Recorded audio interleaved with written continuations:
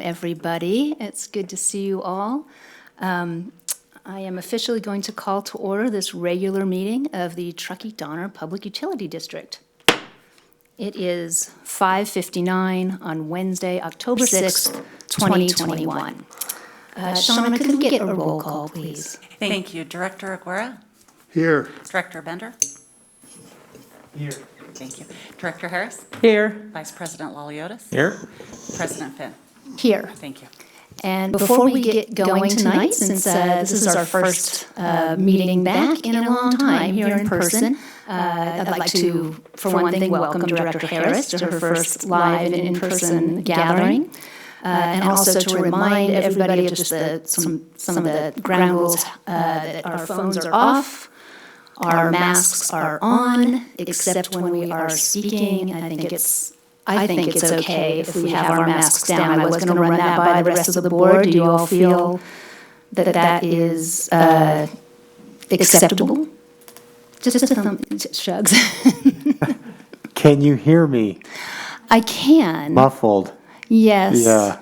I personally have an easier time when I can see people speaking. I don't know if it's too much rock and roll in my youth, but it's not as fantastic as it used to be. So I like to. But if people have concerns, I'm happy to go either way. Okay. Well, Seeing. I think the speaker. How about we just do what we want to do? Okay. Whatever people feel comfortable, please feel comfortable. And I think that's pretty much it for that. So, wow, we have the pledge. So as you are willing and able, please stand and join us in the pledge. Vice President Laliotis, would you like to lead us? Ready? Begin. I pledge allegiance to the flag of the United States of America and to the republic for which it stands, one nation, under God, indivisible, with liberty and justice for all. Thank you. And Brian, do we have any changes to the agenda this evening? Good evening, President Finn. Yes, staff would like to remove action item number 15. The item involved a move or action to dispense with competitive bidding. Staff has determined some additional information that would allow us to procure this through a competitive bidding process. So we want to explore that and bring it back to the board at a different time. Okay, thank you. Which number? 15 is the airport storage tank. Correct. Oh, okay. Everybody good? Yep. Okay, it will come back in front of us at some point. Which brings us to public comment. This is time that is set aside for the public to address the board on any matter that is not on the agenda. Testimony related to any agendized item should be addressed at the time that item is being considered. I don't see any public present. Boy, this is weird to be back in person. Do we have any written submissions? No, Madam President. Thank you very much. Director update. Now is the time for directors to comment on any item within the purview of the district. Do we have any directors' comments? I'm just going to start from the far end. Director Laliotis? Sure. No, I just want to thank staff for making this happen. It's good to be back. I mean, it's and have Kim here on the dais with us for the first time. I'm sure you've been waiting for this for a while. But I just want to thank, there's been so much going on in the last couple of months with fires and everything going on in this community. I just want to thank the staff here for the excellent customer service and the job they do. And thank the rest of the community, our firefighters, and first responders and everyone who's been on edge as we have for the last several months, not with just COVID, but with what's going on in our climate, and what's going on in our communities. Just a big thanks to everyone who's staying involved and working hard to keep us safe. So thank you. Thank you, Vice President Maliotis. Director Harris. Yes, thank you, Director Maliotis. I agree with it. So over the past month, the PUD has been involved with many community events to promote the communications and preparedness for the potential of energy outages. Thank you to Brian and Annabelle and Stephen Poncelet at the PUD, Bob Womack, Jennifer Calloway, and Poncho Mackin, and I'm sure I'm missing several others that participated and helped us preparing for the time and effort put forth to go into the community and promote safety. We do really appreciate it. I saw them out at a couple of the grocery stores, so it was nice to see that. Also, I participated in a coffee talk at Wild Cherries with Mary Hetherington, with the airport board member. And I saw Brian and Krista also participated with a couple of those local officials in the coffee talks. It's a nice opportunity to have a casual community outreach opportunity at these events. Thank you to the crews for responding to the electric outages that happened, both the water and electric, as well as the customer service. Even though the outage was called off and then it happened, so I'm glad everybody was all lined up, ready to go, and it is appreciated. Thank you. Thank you, Director Harris. Director Bender, do you have anything for us this week? I just like, Tony, thanks for bringing all the thank yous up. Yeah, it's been rough for everyone, so really want to, again, thank staff for stepping it up and making it happen and keep this district running as everyone in this community deals with the fires and have dealt with the fires and COVID, et cetera. So really appreciate it. Thank you for staying strong and making it happen. Thank you, Director Bender. Director Aguirre, do you have anything you'd like to share? Sure, I'm just gonna thank everybody that we're back home again. This feels like, see everybody's faces and the whites of their eyes. It seems like it is kind of normal, only we're spread out a little bit more, which is okay. I kind of like this format pretty good.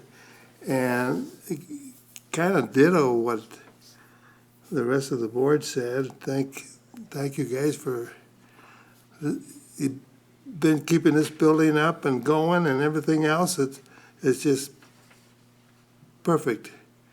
And so I'm just glad to be back to where we were. And thanks, Brian, for everything you've done there. And that's about it for me now. Thank you, Director Aguirre. Which brings it to me. I'd just like to wish everybody a happy National and California Public Power Providers Week. And also, it's a real thing, and we are grateful that people recognize what we do. And also Water Professionals Week as well. Beyond that, I did attend the California Municipal Utility Association's Road to 100% Renewables conference that was a couple of weeks ago, which was very inspiring and a little bit depressing. But I hope to be able to share some of the things that I learned perhaps later on tonight with our budget discussions or a future sustainability presentation that I'm looking forward to from our new sustainability coordinator, Mr. Keats. Also, I have been attending our greenhouse gas, we're now calling ourselves an alliance, reduction committee that you all approved via MOU a few meetings back. I wanted to give you just a quick update. We have settled on a name, which is the Carbon Zero Truckee Tahoe. So seize it. I don't, something along those lines, but CZTT. We have got a meeting schedule set up. We have a series of workshops which are designed to align our districts with what the legislature is demanding of all of us and what funding opportunities might exist. We're currently collecting all of the data from the various participating entities to see where our greenhouse gas inventories stand. So we're doing some benchmarking there. We have brainstormed a list of potential projects, and we're hoping to sort of have a parallel project path, pick a project that the Airport District, the Town of Truckee, and the PUD can collaborate on while we're continuing to create the framework for what this entity is really going to look like, how we're hoping to, our governing structure and how we're going to get others to join. So that's where we're at now. And we've got meetings pretty much every 2 weeks, right before our PUD meetings, the Monday before the PUD meet. So that's, so that is moving along. So that is my update for this evening. Thank you. Which brings us to the general manager's update. Yeah, thank you. Great job on covering a lot of topics there. You stole a lot of my punch list items, so great work. First, I wanted to kind of reiterate, sorry, the microphone's too close, reiterate the Water Professionals Week and the Public Power Week. It's, I kind of want to package it and, kind of give kudos and recognition for our public agencies here in the basin. It was really exciting to attend the chamber dinner at the end of September, and there was a really good award that they offered on resiliency during the COVID. And then, a lot of the recognition was on some of the local small and medium-sized businesses, but this is an opportunity also for public agencies across the Truckee-Tahoe Basin, the resiliency in all these tough times we've had over the last 2 years, economically, COVID-wise, just planning through all of this and keeping the lights on, the water and the pipes, the sewer working, the public works, out there getting the things they need to get done. So, kudos, congratulations, and thank you to all those public service agencies out there. On the public power front, staff was able to attend last week the NCPA annual conference. A lot of great information there.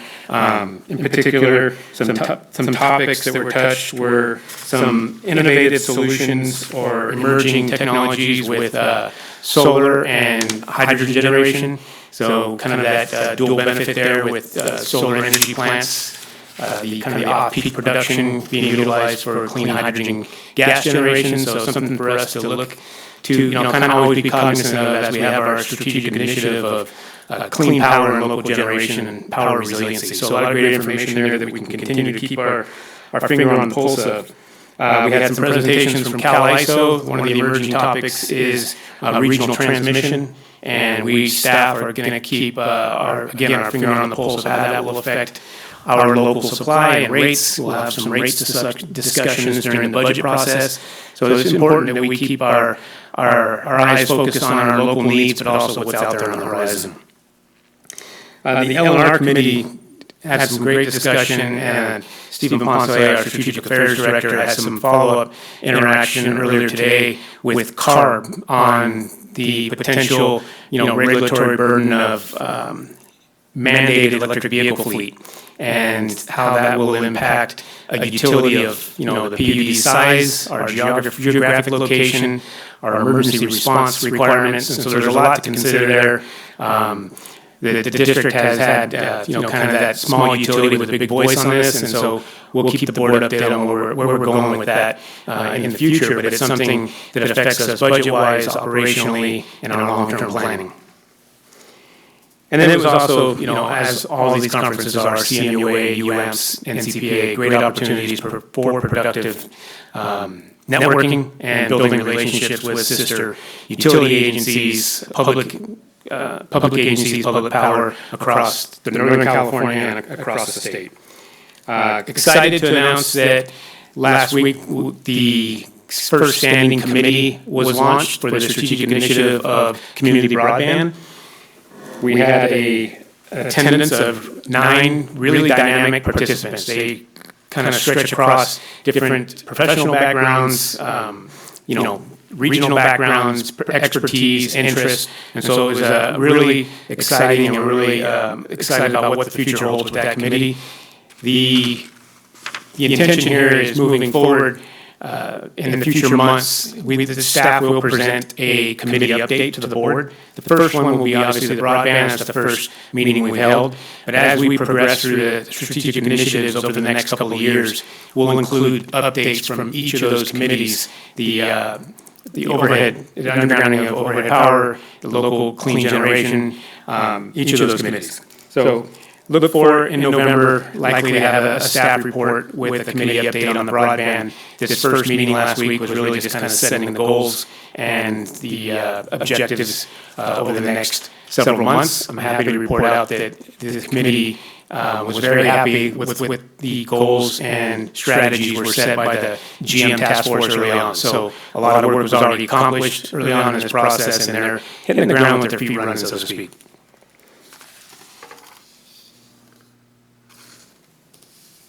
Couple of updates coming out of the State Water Resources Control Board and just general California legislative action. You may have been aware already now that the governor has extended the executive order, at least the provisions that included moratorium on water utility disconnects for non-payment. That was set to expire on September 30th. It has now been extended to the end of the year. The kind of the sense on the power side that something similar would follow, something similar in nature would follow.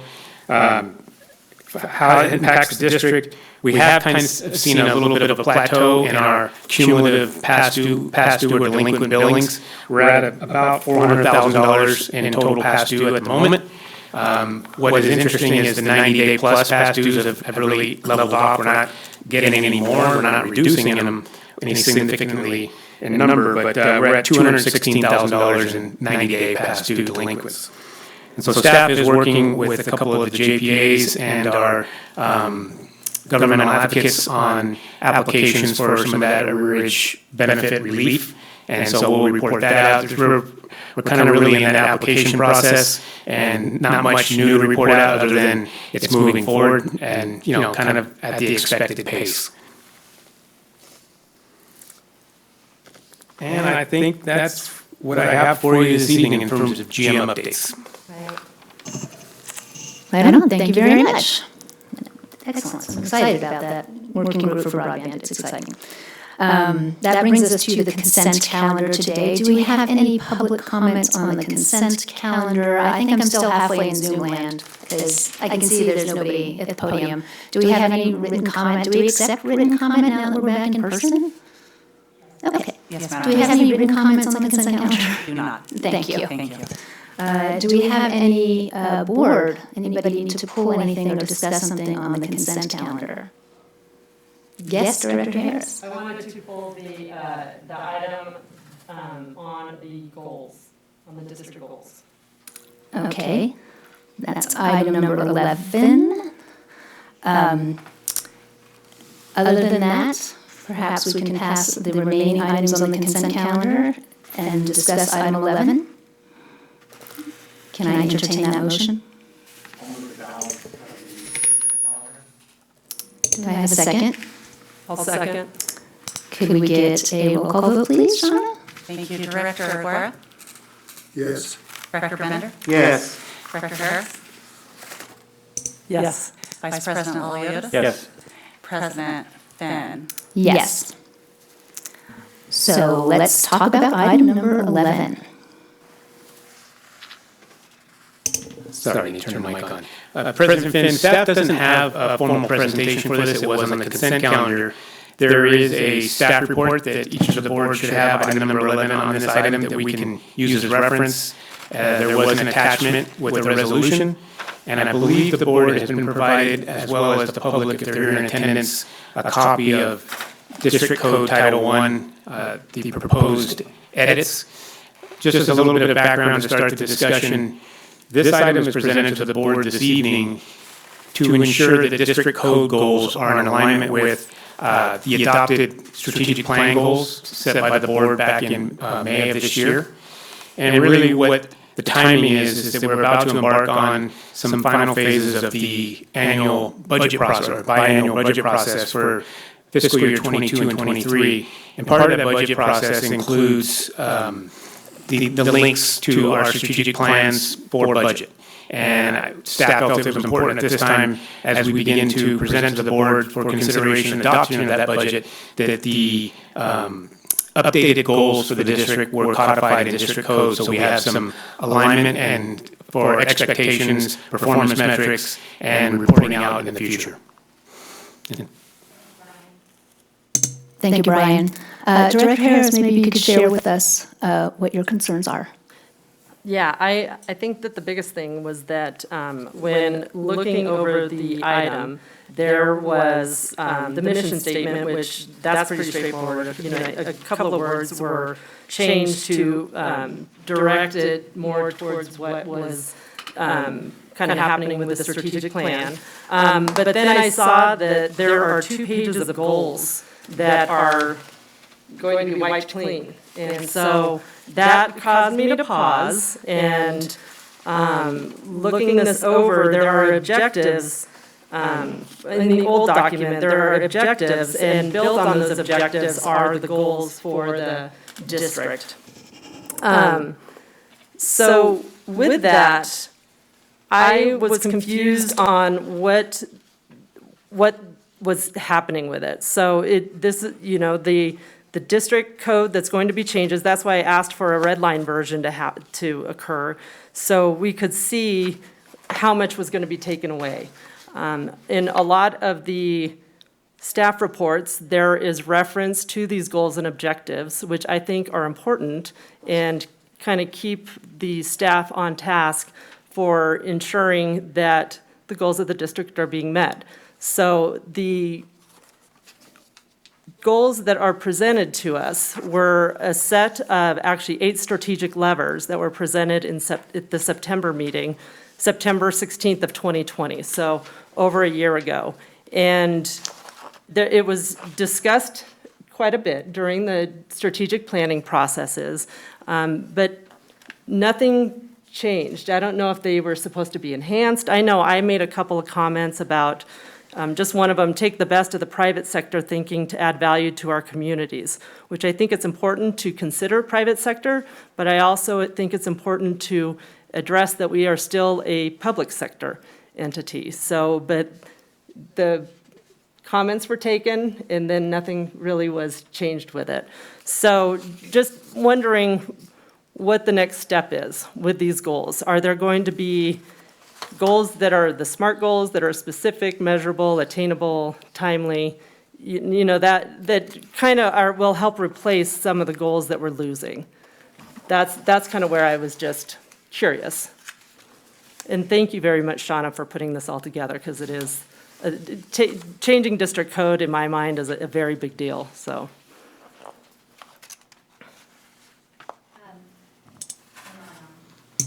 Am I on now? Yes. Well, I think that, we set those goals and as a, part of our strategic planning process, and the board did approve them. We did discuss, we acknowledged your concerns about the private and taking the best of private sector and applying it to our public district here. We acknowledged that you had those concerns, but we didn't think that they were enough to change that goal. I thought that was clear through that process and the discussions that we've had at the board. We did adopt these goals. They are officially our goals. So now we are simply updating our code with the goals that we have most recently agreed upon. And as far as specific actions embedded underneath each of those goals, like we had in the code, I am imagining that those are going to be repopulated over time as we come up with specific programs that fall under that. But for the moment, these are our goals. This is what the board adopted, and I think we have to reflect those. We have to put them in the code, otherwise we're being disingenuous. I feel like that's the transparency part. We went through this process, we adopted these goals, we have to put them in our code, and that's kind of where we're at this moment.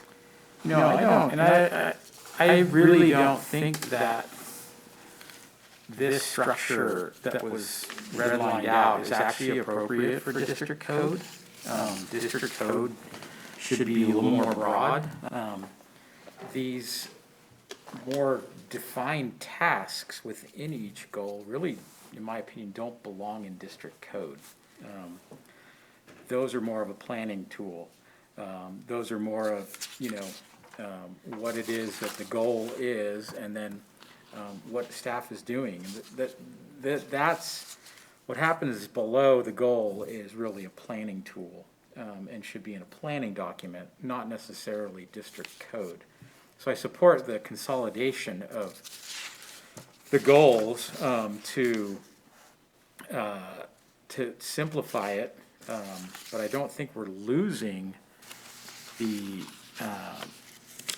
ability or the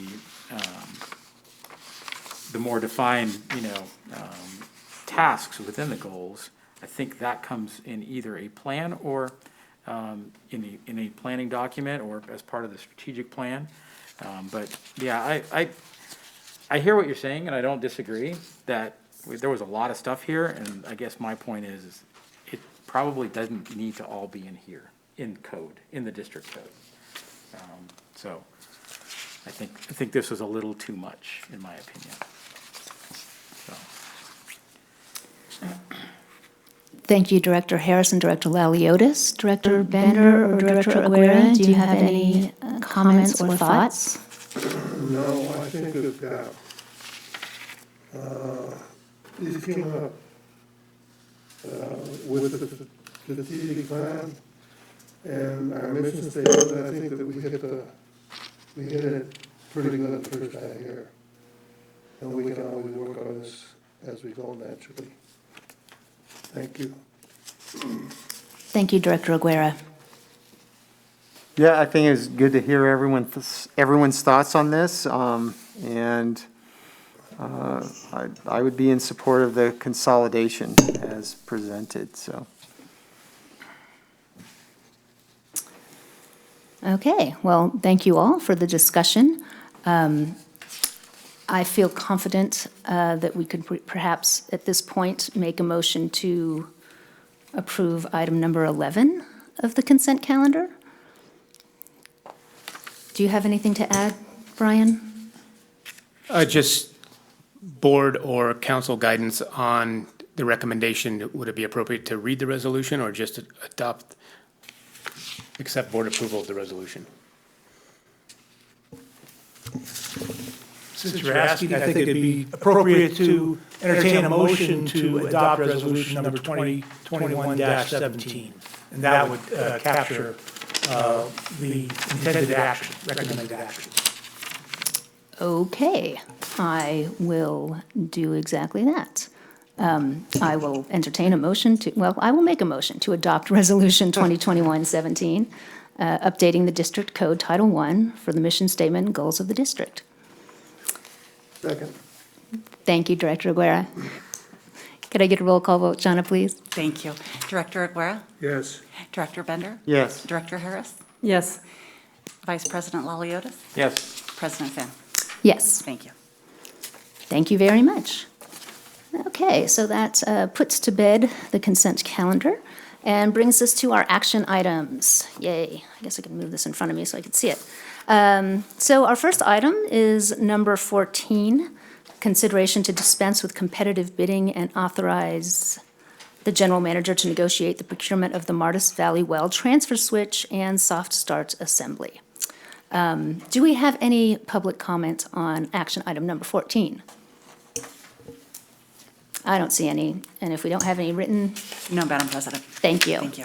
I'm going to open that up to our presentation.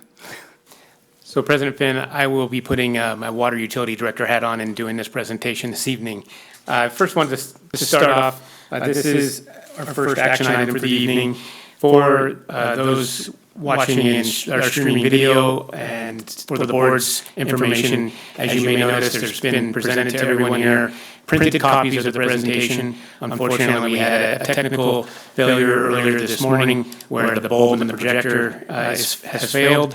It is, our plan is next board meeting to have new technology in place, the digital widescreen videos. So in the future, it'll be much more technology proof, I'll say. We attempted to replace the bulb, but it was a $600 bulb that required weeks of delivery with all the current supply chain issues. So thank you for your patience in the printed out version of the PowerPoint presentations for the remainder of the evening. So this is this is item number 14. Consideration to dispense with competitive bidding and authorize the general manager to negotiate procurement of the Martis Valley Well transfer switch and soft start assembly. A little bit of background information. Over the last decade or so, the district has put in place purchased, installed, and have been operating successfully 17 or more backup emergency generators. These are diesel generators positioned at key pumping facilities across our distribution system. They've been very successful in establishing resiliency of service here, predominantly in our winter-based storms, the outages that we experience due to the extreme weather we have here in the winter. While the power's out, we still need to provide water service here to our community, and it's also utilized during some of the planned and unplanned outages throughout the seasons. As you can imagine, recently with the development of the new NV Energy PSOM protocol, there's a new paradigm we have to kind of consider here when it comes to backup power supply for our water infrastructure. And this is really turning our focus on the summer demand. So in the past, winter pumping is moving the water up the different hills in our community to make sure that we can provide water to the upper reaches there. Now with summer outages, we have to be concerned with actual supply for the wells in our basin. And so the district's 10-year capital improvement plan has some provisions in that. We've identified some key wells that would be most beneficial to equip with backup generators. And our current priority right now is Mars Valley Well, based on two reasons. One, its productivity, the water it produces, and the accessibility. It's over there off Jorger Drive. It's a flat area that's wide open. It's not in a residential community, so we don't have to worry too much about noise attenuation, and it's really accessible for replacement fuel. It's an easy road. You've all been out there towards the regional park, the sports park out there in Tykert. So in March of this year, the district was awarded grant funds. Very exciting that it was one of at least the only grant opportunity or application we submitted on the water side in my tenure here the last 8 years. So the $300,000 grant fund award was very exciting for us. It was provided by California Office of Emergency Services, specifically for water facilities that needed backup power generation. The funds are applicable to new generators and any equipment or materials associated with the installation. And the qualifying expenditures must be completed by no later than March of next year. There's a typo in the staff report. It is March of 2022. Those funds must be exhausted. And anything that's left has to be returned to the fund administrators. Earlier this year in July, the district awarded, through our Sourcewell JPA procurement process, the Mars Valley Well generator. In August, the district advertised a request for bids for the procurement of the soft start and the transfer switch. So when we put a new generator facility, it also requires an automatic transfer switch that allows that generator to automatically engage without staff having to go out into the field and manually connect things. And then the soft start really helps these generators perform more effectively because it ramps up the energy demand instead of just slamming it in there and tripping some breakers somewhere. And so we went out to bid in August. There was a bid opening held on August 20th of this year, at which time only one bid was received. And we're going to talk a little bit more about this, but it's kind of a new emerging trend here in terms of the challenges that utilities like ourselves and vendors are having in supply chain procurement, particularly heavy electrical equipment. So we only had one bid that the board authorized on September 1st for staff to execute a contract with Graybar Electric in the amount of not to exceed just under $39,000. Shortly after the authorization by the board, staff engaged with some contract discussions with Graybar, at which point Graybar rescinded their bid because they felt they could not meet the delivery times standards or the provisions in the contract.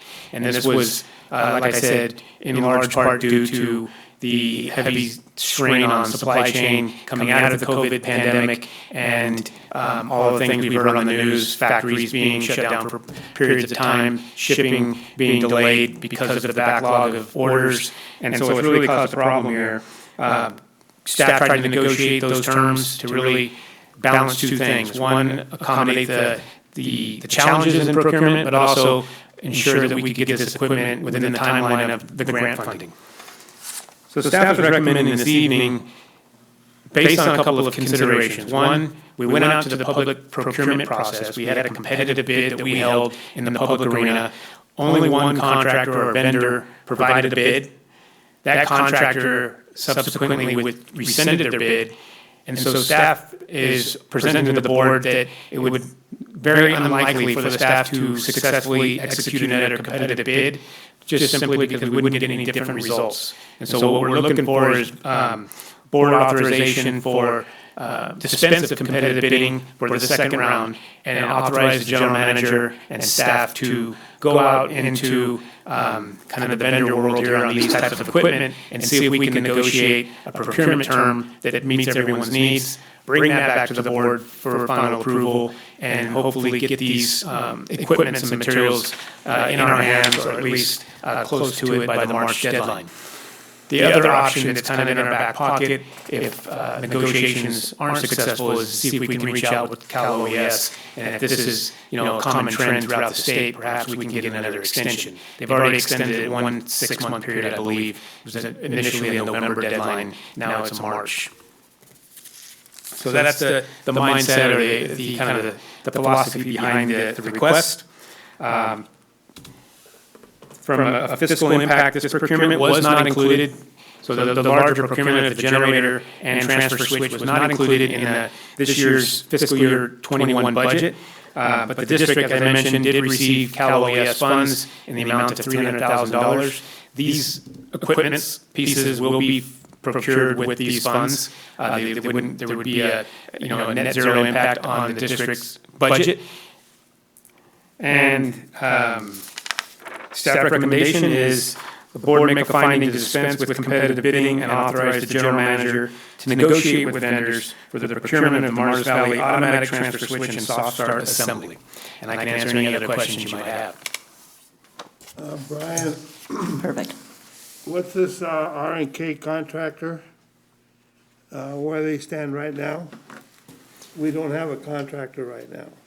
Correct. This is a vendor. So we're attempting to find a vendor that we can procure some heavy electrical equipment that allows us to utilize the generator at Mars Valley Well. And so we attempted to negotiate a contract with the board-approved vendor, but they have since withdrawn their interest due to the inability to deliver the materials in any kind of, presentable time. Then we're still working with R&K. No, this is a different procurement. This was with Graybar for the switchgear assembly. This is not a construction contract, it's a procurement for the actual switchgear. The Graybar backed out, right? Correct. So now we're still looking for a vendor, did you say? Correct. This evening, I'm seeking board authorization to go out and negotiate as opposed to reissue or re-advertise a new public bidding procurement process. Okay. I think part of the confusion is that in the staff report, it says attachment 1 R&K contractor contract, but there wasn't anything attached. So that may be part of the confusion. That makes sense. It is likely that the incorrect version of the staff report was attached to the board's packet. So R&K's contract is not a part of this agenda item or part of the recommendation from staff. Initially, we were receiving some of the same challenges for the construction component of this project. We've sensed, similar to the airport tank, or in the earlier action item that we withdrew, we found with the construction of the concrete pad other means for going out to competitive bid. And so this item this evening is specifically for the Graybar procurement, for this transfer switch and soft start. Thanks for the clarification. Do we have any other board questions or comments at this moment? No, I appreciate the clarification of the change in the Cal OES kind of deadline. Now that we're hitting winter, would we be able to get an extension just based on not being able to dig because it's too cold, or it's just not the digging season? Yeah, great question. The original thought process is that we could get all of the equipment and materials in place hopefully, in the fall. Now it's looking like, as you alluded to, that these materials, if we're successful, would be delivered in late winter. And so the district's goal is to organize these procurements, get the materials on hand, and then stage for a spring installation with internal staff or perhaps additional contractors if we had to come back to the board for approval. Considering the size of the grant and the benefit to the district, the labor cost for some of the installation would probably be minor compared to what we could benefit from the grant fund. So our goal would be to stage the equipment, indoors somewhere, and then do the actual construction later in that spring. And we're all knocking on wood for a good winter, so I hope we're doing it in June. Well, number one, as long as we get into this project, then we can still shoot for March 31st, but once we start and we get that far, get the materials and everything, we can push that still and still get our grant once everything is here and ready. The grant will pay for all of the materials we purchase. And so as much of that $300,000 that we can, direct towards procurement before the March deadline is that much savings to this community in terms of putting in place a critical generator. Yeah, but what I'm saying is, once we do have those materials and everything here, it's a go. I mean, the deadline is, we're still within the deadline, once we have the project half done, right? Correct. Okay, good. Yeah, we just need to spend the money, correct? We don't need to finish the project. We just need to spend the money. Correct. That is correct. So there is a reporting mechanism where we have to actually report back and demonstrate the project was completed successfully and the equipment was utilized. But the deadline is actually for the money being spent. Okay, those are deadlines I like. Let's And spend some money.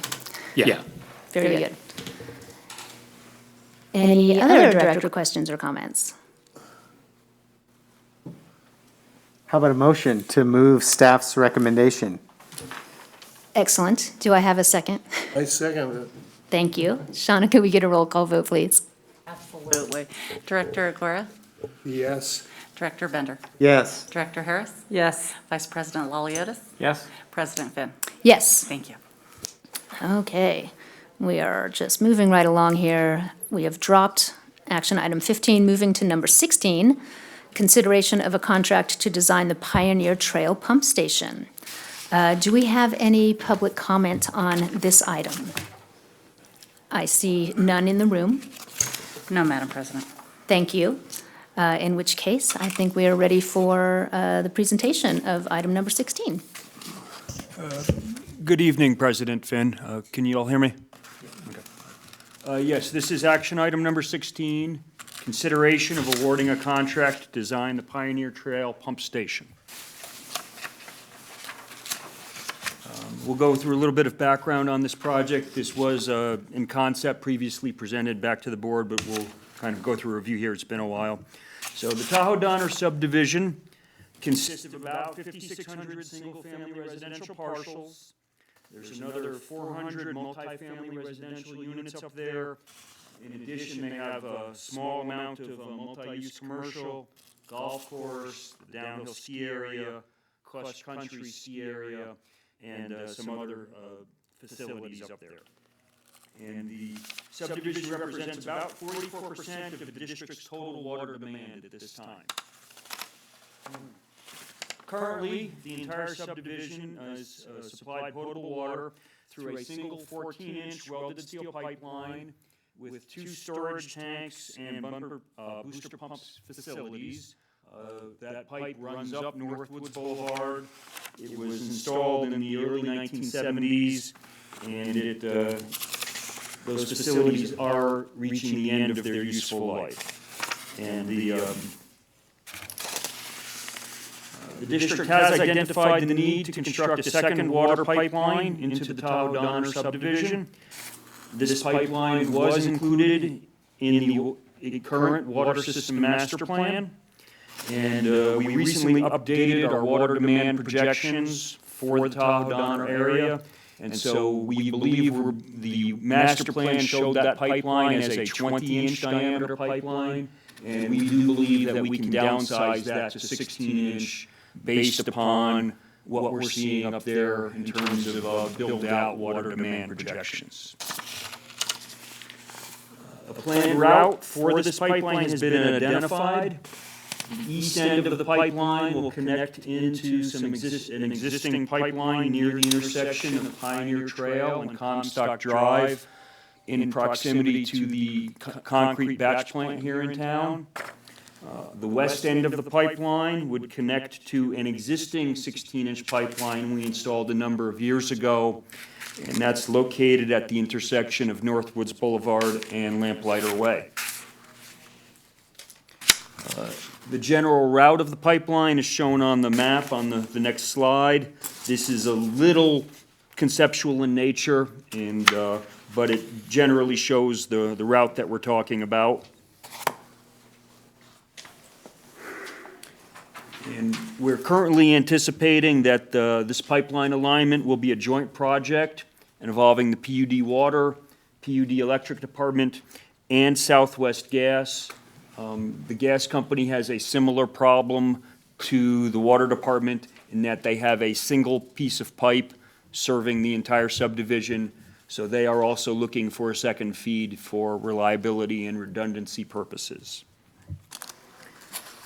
Now, we do have a need for a pump station to move the water from the vicinity of the concrete plant up into Tahoe Donner, and we've currently identified a couple of locations that will be evaluated as part of the design process.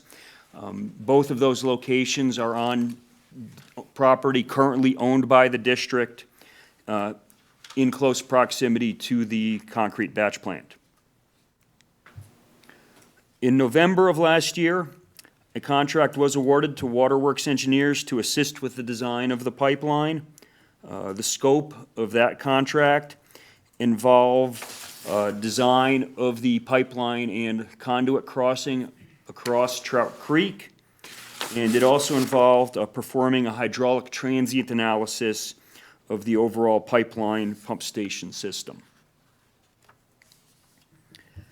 In August of this year, the district issued an RFP for proposals to design the new pump station. We received 3 proposals. The firms were Eichley out of Concord, California, Sowers Engineering out of Grass Valley, and Waterworks Engineers out of Roseville. A staff committee was selected to evaluate the proposals on the criteria listed here.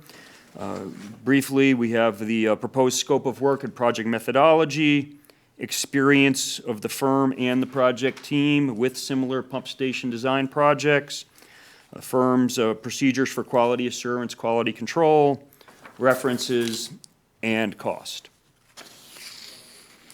So after a review of the technical proposals, Waterworks was deemed to be the best technical proposal, with Sowers Engineering ranked second and Eichley third. In terms of the cost proposals, Sowers Engineering was the most favorable cost proposal, followed by Waterworks, and then Eichley in third again. So in terms of an overall aggregate ranking, we believe that the Sowers Engineering proposal would be most advantageous to the district, with Waterworks in second place and Eichley in third. So the recommendation is that the contract be awarded to Sowers Engineering. In terms of the schedule, we're currently looking at advertising for bids to construct the pump station in March or April of this year, with construction to begin in May. Now, as the general manager alluded to, we are having some significant issues associated with procurement of critical equipment, pumps, switchgear, a generator for this new pump station facility.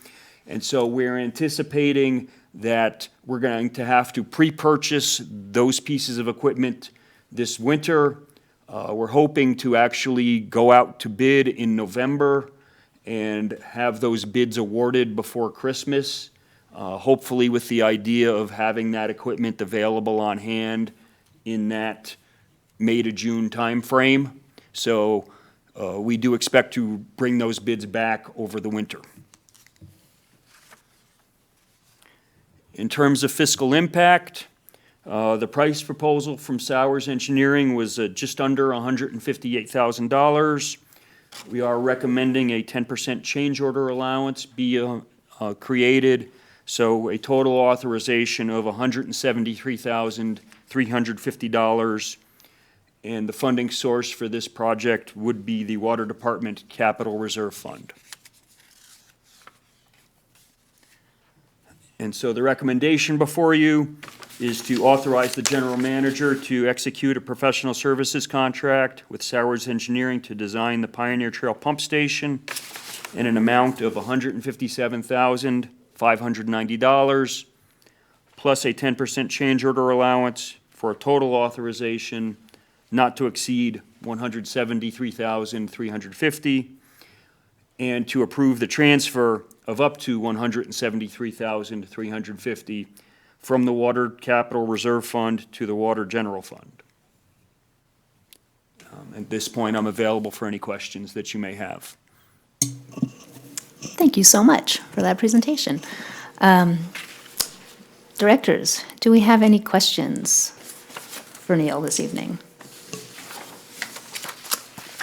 No.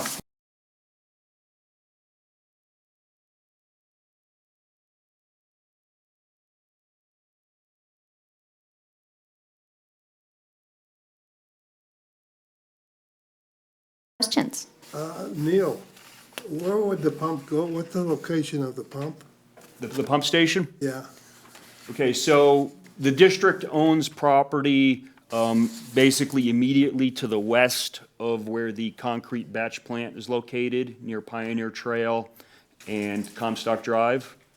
And we've identified two potential locations on the district.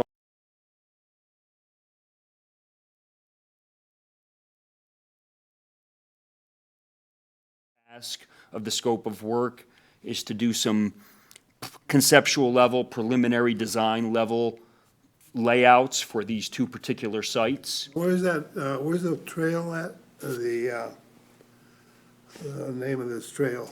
So Pioneer Trail that's the street. So if you know where the new rec center in town is, Yes. and then Coachland, and if you make the turn there at the traffic roundabout and you head towards the concrete batch plant, that is Pioneer Trail. That's the name of that road. Okay, By thank Stone's you. Tires. Yes, if you're heading towards Stone's Tires and the Auto Doctor, Okay. that roadway is Pioneer Oh, Trail. that batch plant there, okay. I'm with it now. And the Pioneer Trail will come towards Tahoe Donner? Okay, Back so, right now, Pioneer Trail ends at Comstock Drive at the concrete batch plant. Okay. Somewhat related, somewhat unrelated, the town of Truckee has within their general plan an intent to extend Pioneer Trail from that location all the way to the west to Northwoods Boulevard. Oh, okay, thank you there. Right. The town has a study underway regarding that project. We are working with the town and trying to coordinate our efforts, but the timelines are different, and we have the need to do this project irregardless of whether the town moves forward with the roadway project or not. It would follow the same path then.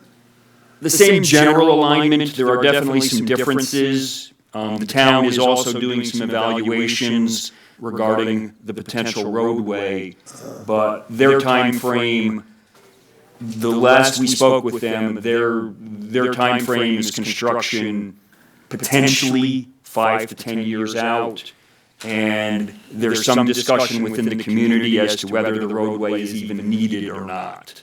So they're on a much different project schedule than we are. We are essentially at the point where the existing facilities in Northwoods Boulevard are in marginal condition. And if we were to have a significant failure of either the pipeline or one of the pump stations or one of the storage tanks, we would have a major difficulty in serving, 40% of our customer base. Okay, thank you. I'm glad to see this project getting underway. It's exciting. Yeah. Do we have any other comments from directors? Anybody want to make a motion? Looks like a great project. Thank you, Neil. Yes, as I said, this has been in the master plan for quite a while, and we're finally able to move forward with it.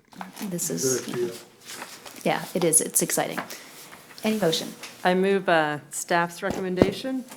I'll second. Thank you. Thank you. Can we get a roll call vote, please, Shauna? Thank you. Director Aguirre? Yes, Director Bender? Yes. Director Harris? Yes. Vice President Laliotis? Yes. President Finn? Yes. Thank you. Very good. Very exciting. Which brings us to item number 17, the marquee item of the night, Budget 2022 and 2023, Workshop Number 2, discussion of our goals, objectives, and key assumptions, and to schedule the public meeting on November 3rd, 2021, for our budget for the next 2 years. Mike Salmon, take it away for us. All right. Slide this off, that's all right. Good evening, President Finn and members of the board. Great to have you here in person. and Michael, For my first budget cycle. Let's kick it off. As exciting as a pump station is that Neil went over, budget's even more exciting. I assure you. So this is a workshop, and so my preference would be to be this to be fairly interactive. So I will be plugging along at a fairly fast pace in the interest of time. There's a lot of material to cover, but please do pause me at any time if there's a clarifying question or a further question on any matter as I go through this.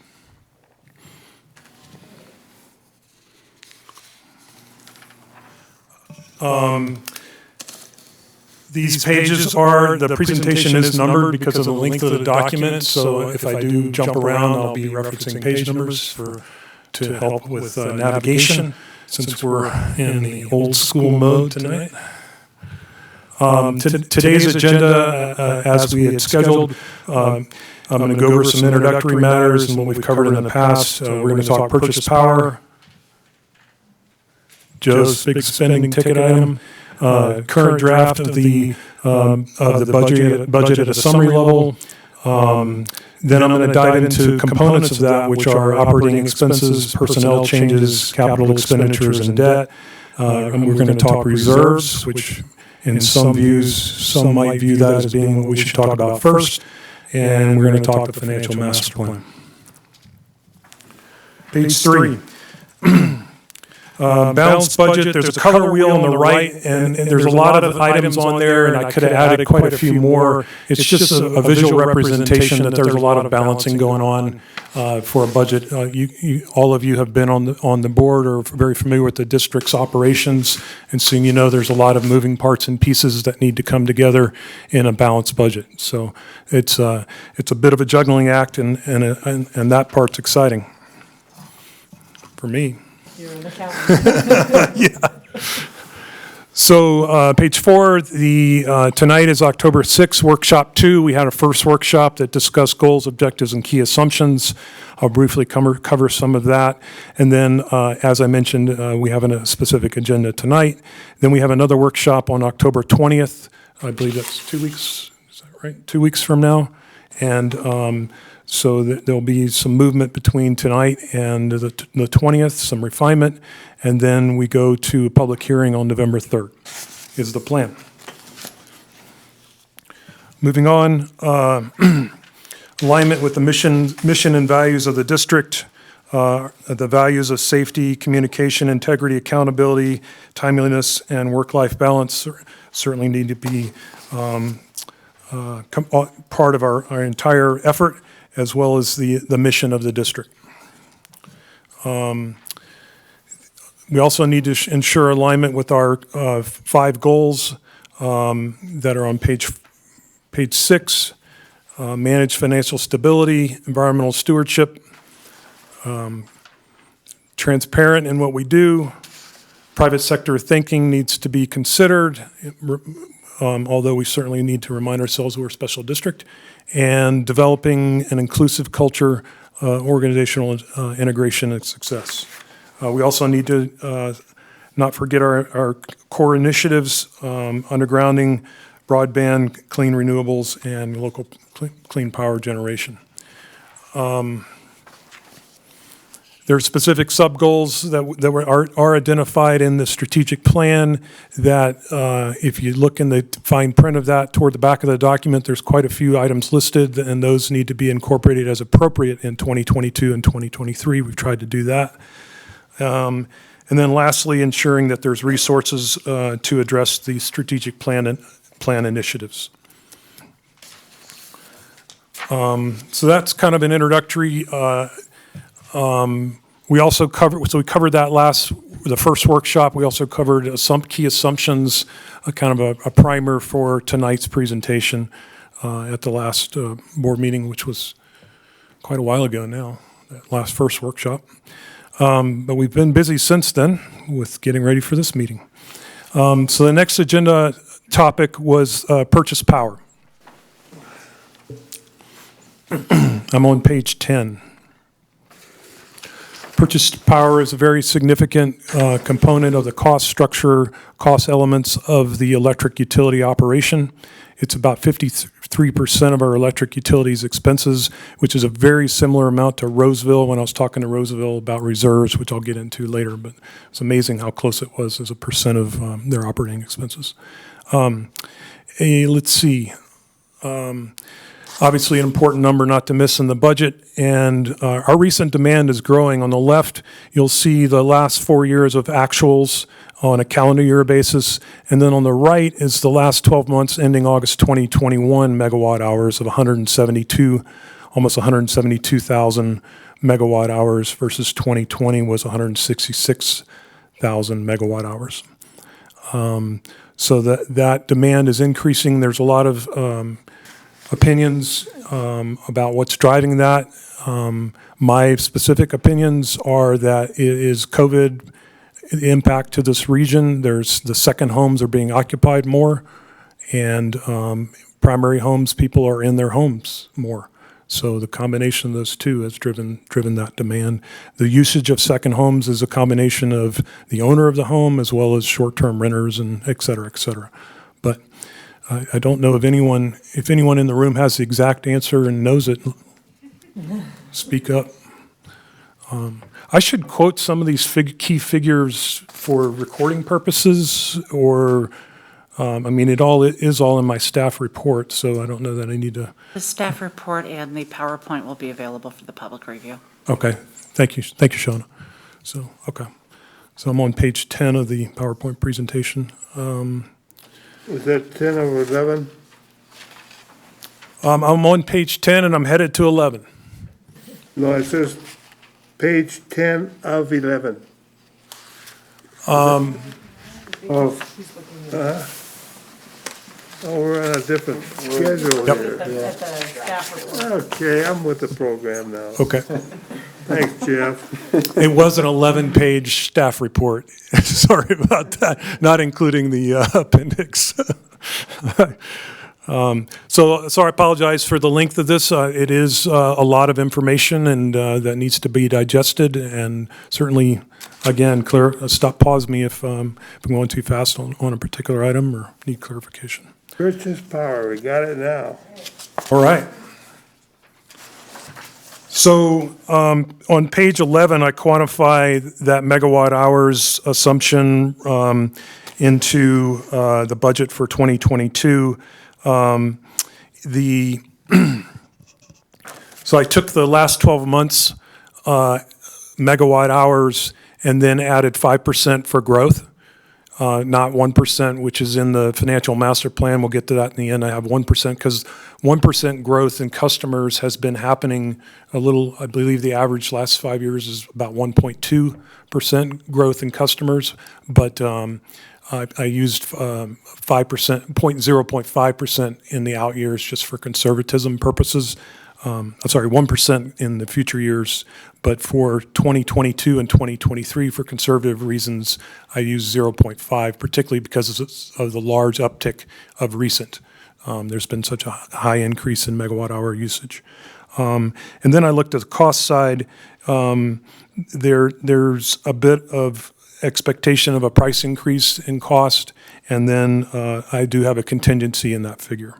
So on the left, on bottom left of page 11, are the components of the last 12 months costs rolling forward to a budget calculation for 2022. 3% in inflation cost increase on purchase power, 0.5 for customer growth demand, and 2.5% in cost for contingency. I feel like it would be important to have a small contingency in this figure.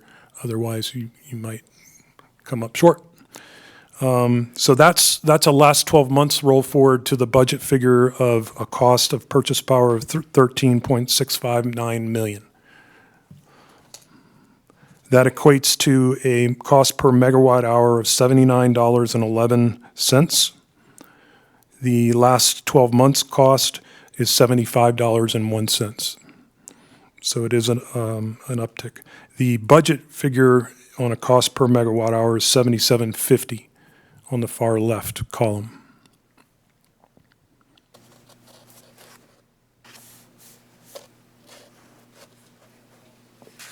So it's a $13,659,000 is a large figure. The basis for that calculation is presented on this page and the prior page. So for consideration, compared, lastly on this page, the $13,659,000 versus the budget figure on the far left, the current year, $13,065. That's a $594,000 increase, 4.5%. And on the far right, bottom right, I quantify what that change, that increase, the components of that increase. So the 2.4 of that increase, 321,000, is the megawatt hour increase. So because you're purchasing more wholesale power to provide to your customers that are demanding it, you spend more in purchase power, right? And then 273,000 or 2.1% is my cost increase assumption from the 77.50 per megawatt hour to the 79.11 per megawatt hour. So those are the two pieces on a budget to budget basis.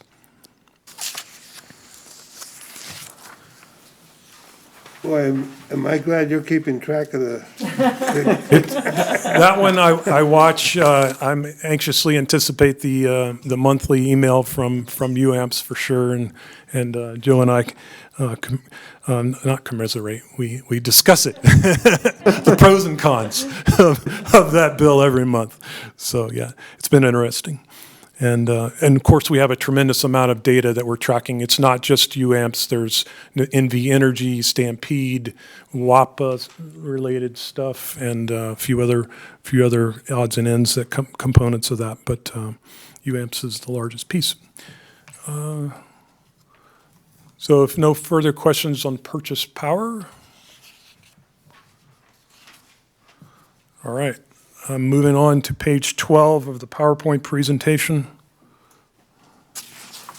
And this is fairly, in the staff report, it's a little more broken down between sources and uses, but this is a summary of it. On page 12 is electric, and on page 13 is water. And this is fairly similar to previous budget cycle presentations of a summary of the budget for the district. In the staff report, it does have kind of some of the cost breakdown on expenses between the various departments. I did not present that on this summary document here to fit on the page. I will be covering the vast majority of these line items that are listed here further in the document, so I'm not going to go over all of them now. But what I would want to point out is for electric, I'm on page 12 again. So for electric, revenues are 14.3% more greater than the current year's budget. That's a lot. And it's a combination of a rate increase and demand increase and customer growth. So those are the three components. And then on expenses, we have a large growth as well, 11%. That's purchase power that I just discussed, as well as other components. That'll be the first thing I dive into, is that 11% increase in expenses. On the other items, very large uptick in capital expenditures. There's new debt being proposed. There is a use of capital reserve funds. So what's happened over the last 12 to 18 months is we have not done as many capital projects as perhaps anticipated or budgeted, particularly on the electric side, because of the pandemic and other items. And so you've built up reserve funds that are anticipated and were intended for use for capital expenditures, and now you're using those funds to draw down. And we'll get into that when we get into the capital projects line items. And then we're going to use slightly less AB 32 reserve funds. We cannot use 1.4 like we did last year because the auction sales are coming in less than they have been in previous periods. So we're going to taper off of that reserve fund over time down to about $350,000 on the out years. So that's electric. Page 13 is a summary of the water utility budget, current draft. You'll see a large uptick in revenues and a large uptick in expenses. Part of the revenue increase is demand and usage, and then the other part is a rate increase. And then remember, the rate increase was greater for 2021 than budgeted, so you have that interplay going on, the ripple effect on budget 22 figures. A large capital expenditures, which I'll get into later in the presentation, bond funds. So there is bond proposal in this draft, taking down debt, utilizing debt, sorry. And those are the key things there.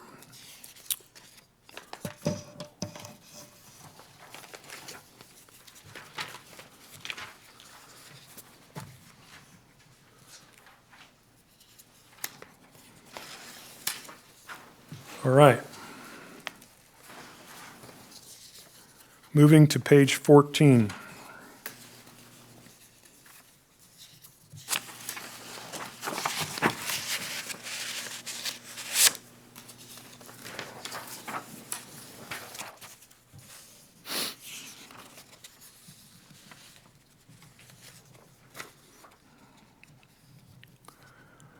On page 11, in the summary of so next agenda item, I'm going to be talking about operating expenses.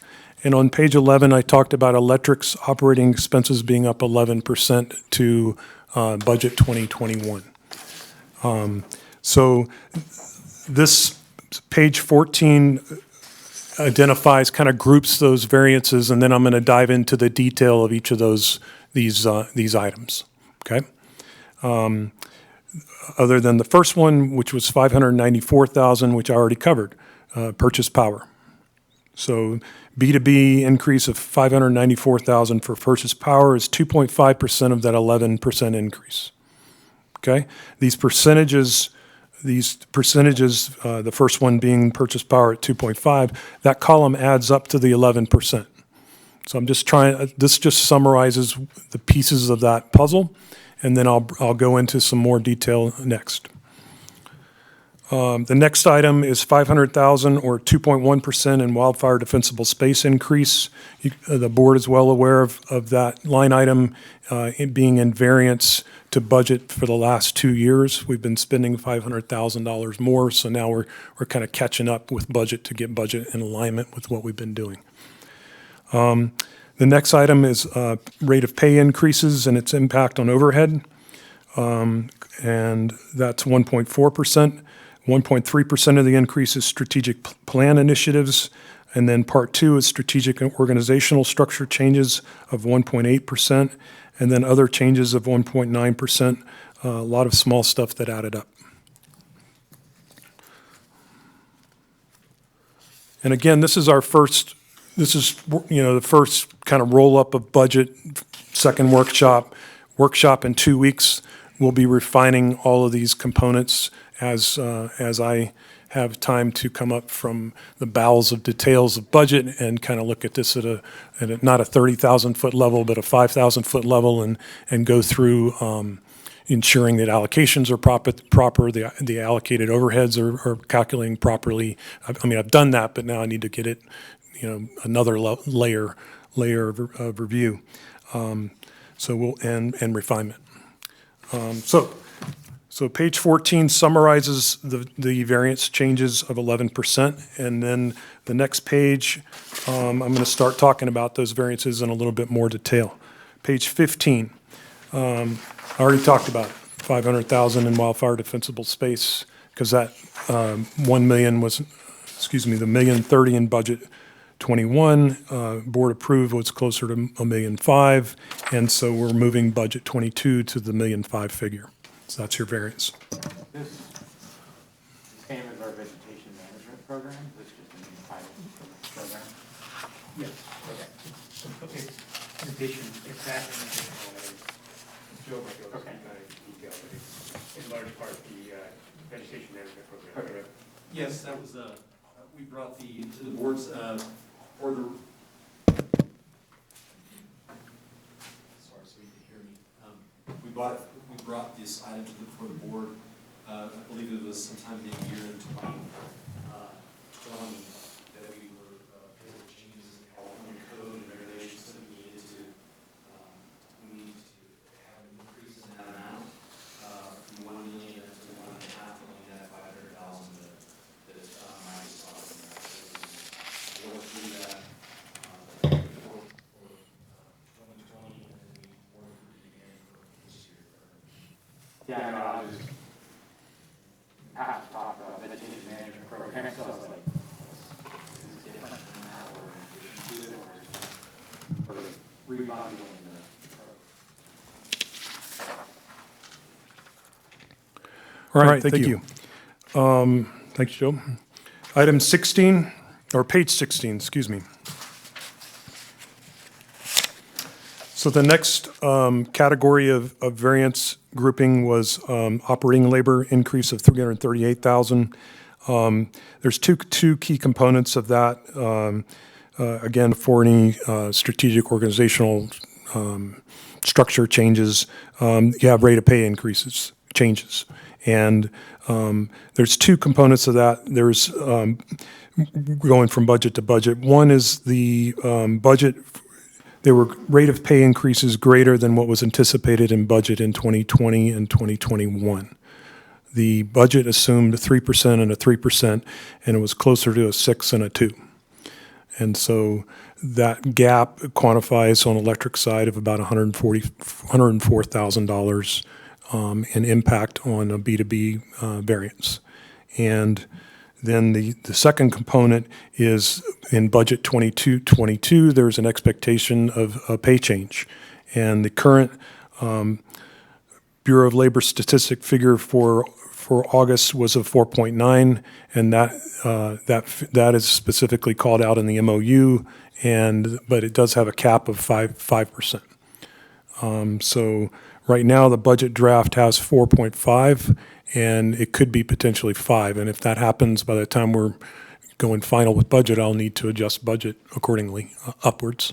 But current draft is at 4.5.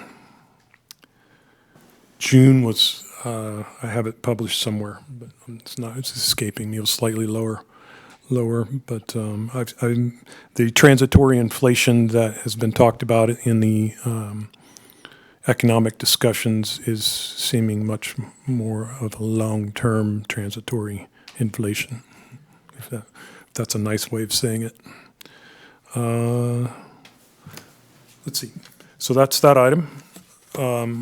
Moving to page 17 for electric variants, strategic initiatives, vendor items. So think accounts payable, not payroll. And we've included $160,000 for professional services to continue momentum on the board's initiatives, Big Four initiatives.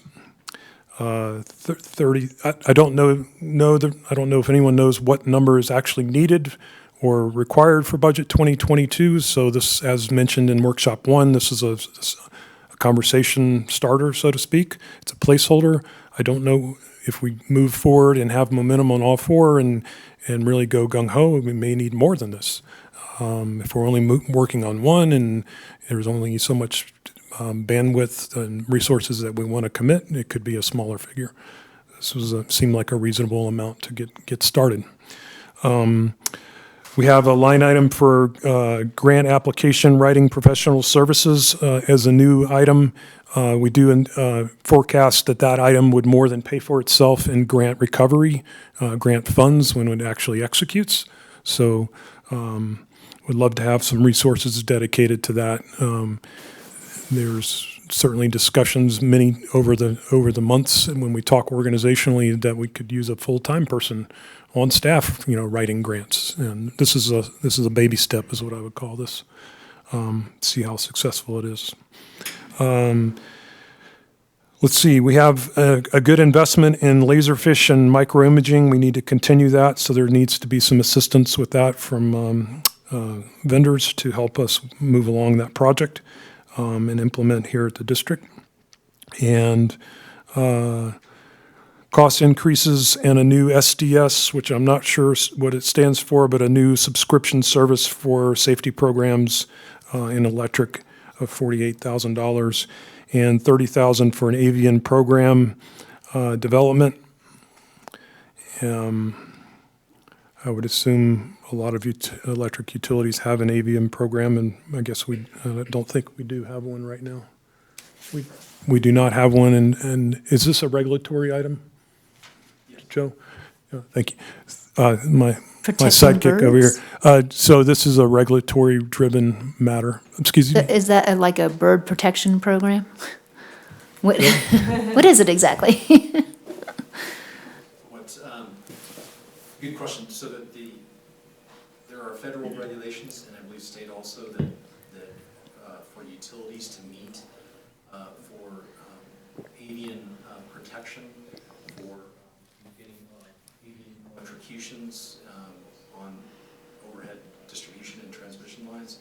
So these regulations require utilities to have a program, and that's something that we've been remiss in. So we want to meet those regulations, and this would be like this would not be an ongoing cost, but a one-time cost to have consultants help us develop that program, help us with standards so that we're making sure that we're building our facilities meeting those avian protection standards. So this is a one-time cost. Okay, so we don't have any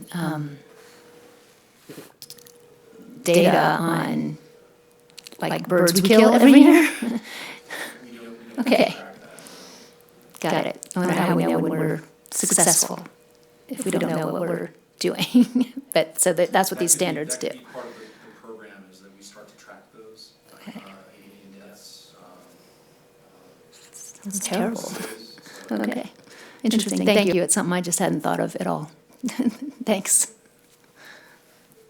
I'd like to add a line item in here for $1,000 to have a rodent squirrel management program.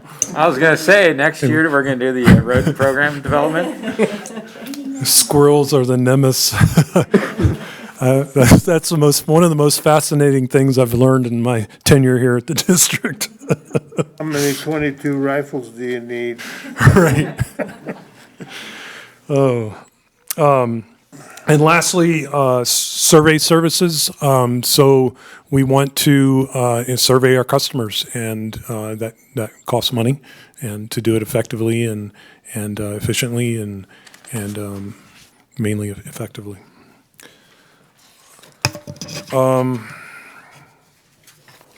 Page 18, on electric, this category, strategic initiatives, personnel items, 443,000. So these are ripple effect, or the effect of strategic personnel changes that have impact, electric's budget. The first item is 50-50 split for the Human Resources Director position. The second item is Electric Safety and Risk Coordinator, which is a new position. The electric vehicle mechanic, this cost is accumulated here on the summary pages for electric, but is charged out through transportation overhead. There's also a 50-50 split for a communications specialist position being added. And then there's a decrease for a transfer of a position, 1 FT electrician to the water to be 100% dedicated to water operations, electrician needs. And then a decrease of a half FTE, so starting in July, the elimination of an electrician position starting in July of 2022, which will overflow into 1 FTE in 2023. And then lastly, or next item is compensation study contingency. So there is currently a compensation study underway, and so I don't know where that's going to end up, and I won't have that until probably too late for budget approval. So I want to have, I think it's appropriate to have some small amount of contingency to cover anything that might bubble up there. Forgotten the percentage, but on a percentage basis, it's 1 or 1.5% is from memory. And then general services, that's kind of a bit of a new term here, and I'll get into it a little bit when we get into personnel, adding 2 FTEs for facilities.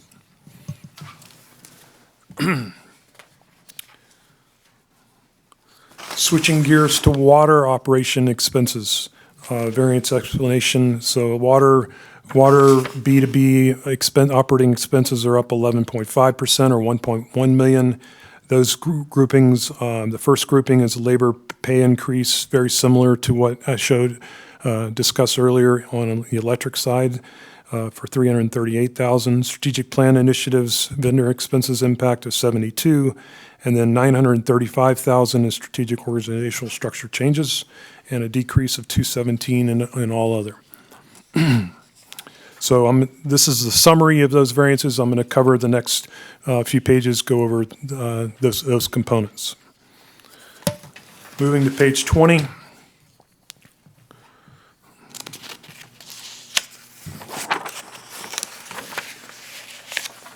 So this is the same thing as what I covered on electric, just on the water side. The rate of pay changes in 2020 and 2021 greater than budget expectations, and then the impact of 4.5% increase on 2022. Those figures do include the overhead. Not all the overhead, because pay changes don't impact all overhead. Medical costs don't change because of rate of pay increase, but payroll taxes, workers' comp, and pension are the main ones that move in alignment with compensation level. Next page, strategic initiatives for water vendor items added were the ripple effect on water for the 3 items I covered previously that were not electric unique. So these items were split 50-50 between water and electric, and the water impact is presented here. Next page. Water personnel items. The first 4 I covered under electric.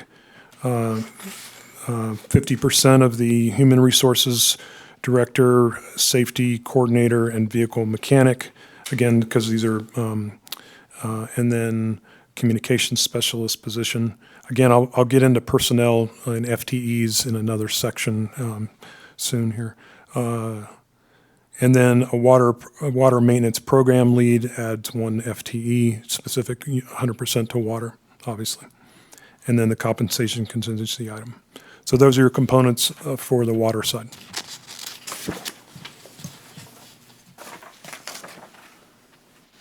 All right, page 23 is personnel.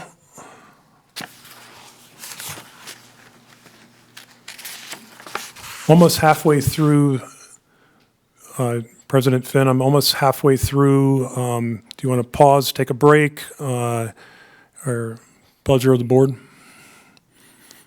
How is everybody feeling? Do you want to just plow through, or would you like it? Okay.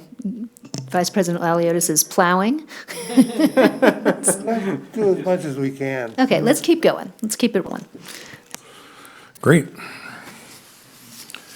Okay, key assumptions, personnel, full-time equivalents. So I found the first of probably many typos, but page 23, the very first bullet needs to say 73 full-time equivalents, budget 2021. That says currently approved. That should say budget 2021. My apologies. Hopefully I didn't do that in the staff report. I was going to be impressed if you had 0 typos in this giant document, so happens. Well, we're not through it yet, but I'm happy to point them out. You know, nobody's perfect. A lot of information. Okay, so budget 2021, the year we're operating in, had a full-time equivalence of 73. 73.0 was the approval level. The activities of 2020 and 2021 through various organizational structure changes that have actually been implemented, they went to the board, they were approved, have added a net two positions to your operation here at the district. Okay? And then, so that puts us at 75 full-time equivalents, currently approved. And then for budget 2022, there's 5.5 recommended added, and that equates to 80.5 for budget 2022. And then in 2023, it's 80 full-time equivalents. These are to ensure the alignment with the mission values, the strategic plan, the goals, objectives, regulatory mandates, and these changes are we deem necessary to accomplish all of those things. So what are those 5.5 things? You saw indicators in my previous discussions, rolling forward to the operating expense changes. So the 5 are a communications analyst tech position, a safety risk coordinator position, in water, 2 part-time seasonal helpers. So those would be non-benefited, but they do equate to a full-time equivalent if you hire 2 of them for the summer months. 1 water ops, water maintenance program lead position. The electrician shift from on the electric side over to water is not an increase in FTEs, it's a shift, just for clarification. And then, I put that at the bottom. Yes. And then a facilities manager and a facilities lead. So that was in that general services line item that a few pages ago that I discussed. And then elimination of 1 half electrician position starting in July. So that's a 1.0 impact on 2023. Mike, in the previous slides, you had a new additional vehicle mechanic. And I'm not seeing that on this list. Right, so that's that. Thank you, Director Laliotis. So that's in the 2.0 already approved. Oh, okay. So I'm rolling forward. I'm quantifying the changes for budget the adds for budget 2022. Perfect, thank you. Yep.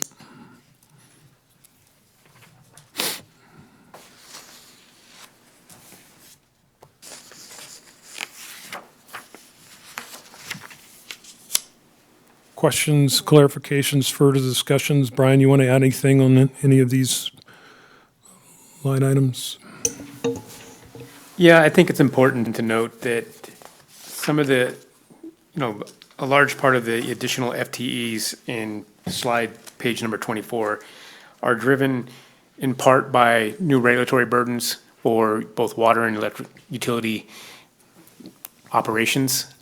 For example, the water maintenance program lead would be an individual that is really driving our compliance with the new water law performance standards, meter testing requirements, leak detection, monitoring.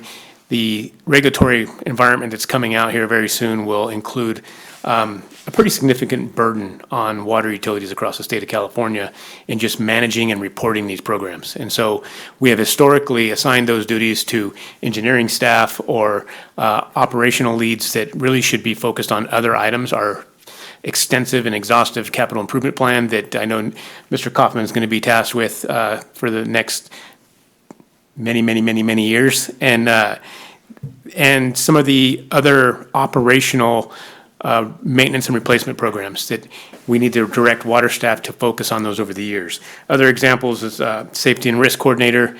There's a lot of compliance that, we need to make sure this district is keeping on tabs of. And historically, that burden has been split between HR positions or management positions. And so this really frees up those positions to work on key initiatives in our strategic plan, staff development, and all of those things. And so the risk manager really puts the district in a better position to ensure that we're in compliance with some of the regulatory compliance measures that are coming out. And these aren't ifs, they're already underway. We just haven't had the formal ruling on them yet. And then the example, the 2 part-time seasonal helpers. This is an approach the district had many years ago, and it serves 2 purposes. One is we bring in temporary summer help, and it brings in kind of the recruitment process for the next generation of service techs, linemen, water service techs, staff in the administrative offices, and then it also, we have that issue where we're super productive out in the field in the summer, but in the winter, our outdoor workload kind of withdraws a little bit. And so we've always been faced with those challenges. This part-time FTE really puts us in a position where we can recruit long-term employees and see if they have an interest in utility work environment. This could be applicable to, high school graduates locally, college graduates locally, so we're really excited about that. Then the final one, facilities, kind of in alignment with my previous statement with the water maintenance programs. Through COVID, through all of our capital improvement plans that we have in place, we tend to have to shift. Yeah, right over there. Sorry. Shift the responsibilities between actual operational work and facilities work. And so historically, linemen, water service techs have been also responsible for facilities maintenance when their efforts could be more appropriately focused on actual operational improvement and efficiencies. And so staff is going to be recommending that we bring on board internal staff that are focused specifically on our facilities maintenance and management. Brian, I apologize. Did you cover the description or the idea behind a communication analyst? I did not. So thank you for I skimmed over that one. So communication analyst is a position the district is finding it more and more challenging to keep up to speed on our outward communication on all fronts.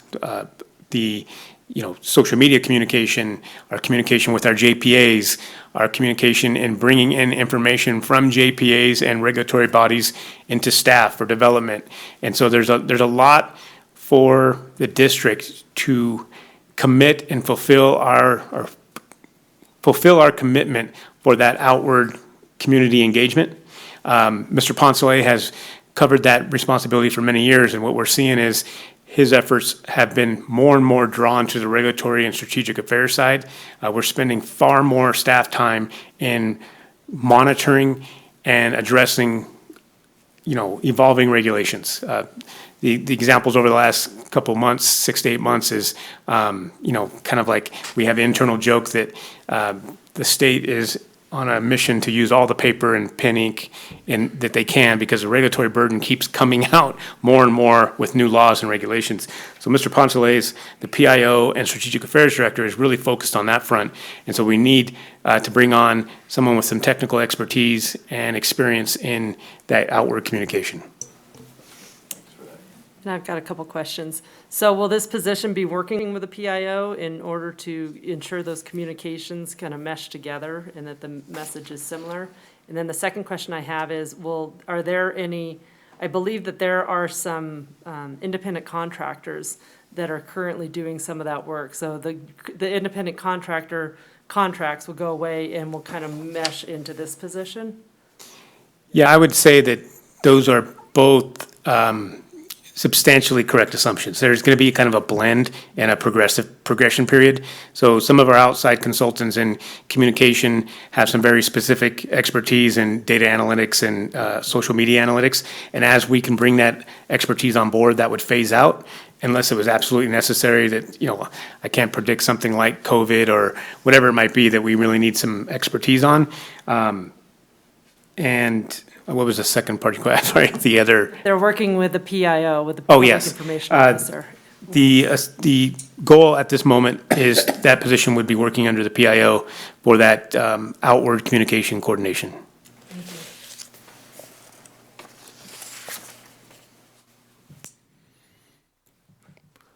All right, thank you. Moving on, hearing no further questions on that item, I'm on page 25. Kind of already covered this, so on insurance costs, two key items are medical and dental health insurance, and we are seeing a modest increase in the renewals that's coming up. The proposal came in at about 3% on medical, so slight uptick there. And then workers' comp cost, we've actually seen a decrease on that renewal, which is great news. So our safety record's starting to pay off, as well as the market in California has continued to be stable. So I've got a quick question, and it may be premature, you may be covering this as you drill down. Do you have the overhead percentage? Because I know that the overhead, when you hire somebody, there's a certain labor overhead. Yes.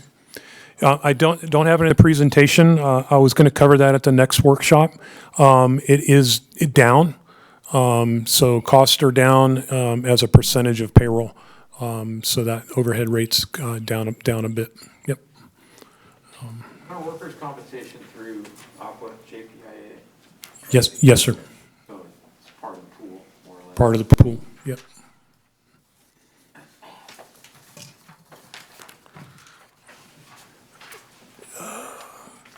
Diving into capital expenditures, as the board's aware, we have electric and water capital improvement plans. We have vehicle replacement needs. We also have a thing called vehicle addition request needs. And we have this little thing called information technology that is taken over the world. So those are kind of some of the breakdowns. Moving to page 27. So electric's roll-up for 2022 is a fairly large, a very large capital expenditure amount, $16.75 million. $6 million of that is a new electric operations building that relates to a facilities master plan that's been assessed here at the district as far as needs, and the current estimate for that is $6 million. There's $3 million in district building modernization. That's been talked about quite a bit here with the board. And the $1.5 million in district office drainage paving kind of ties in with that one. And those items were in budget 2020, 2021, not at that level, but they were some dollars in there, and it wasn't, and that money was not spent. So where is that money? That's in reserves. So it's currently drafted to be spent, and then some in budget 2022. $1.3 million in SCADA reliability phase 6. There's broadband in that. expansion or further development of areas we have not built out our broadband system. Couple of substation rebuild planning cost items, $900,000 in poles.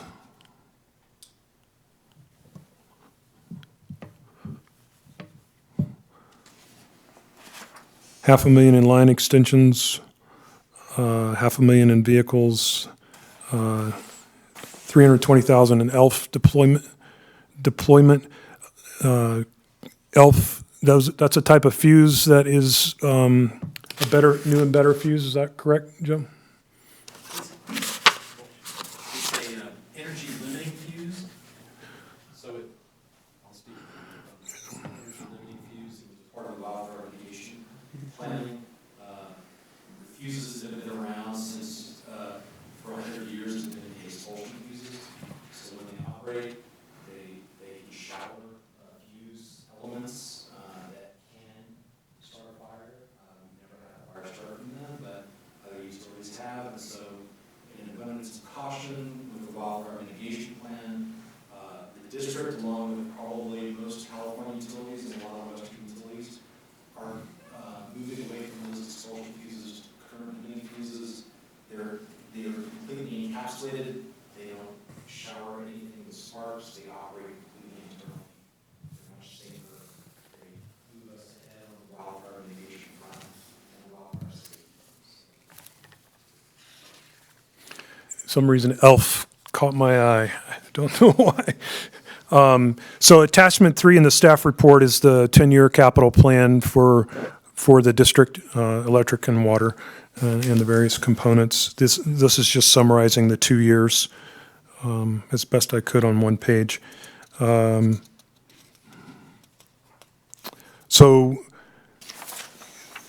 electric operations building was not in previous capital plans. It's not funded in a reserve necessarily directly, and so it was a prime candidate for a new debt issuance, particularly because it's a classic candidate. It's a new building. Its interest rates are low. It lasts for a very long time. Typical depreciation life on buildings is 40 years. So it's a good candidate for a debt issuance. The electric utility essentially has a small nominal amount of debt currently, so that seemed like a good appropriate item for that.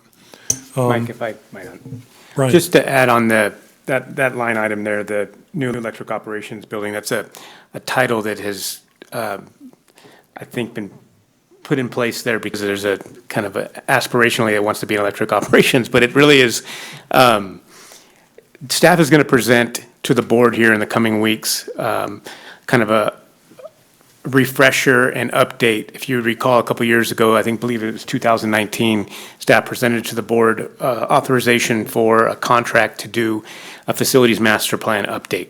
And that facilities master plan by JK Engineering produced 3 or 4 options for long-term, we're talking 10, 15, 20-year master plan, facility master plan development, 3 or 4 different options.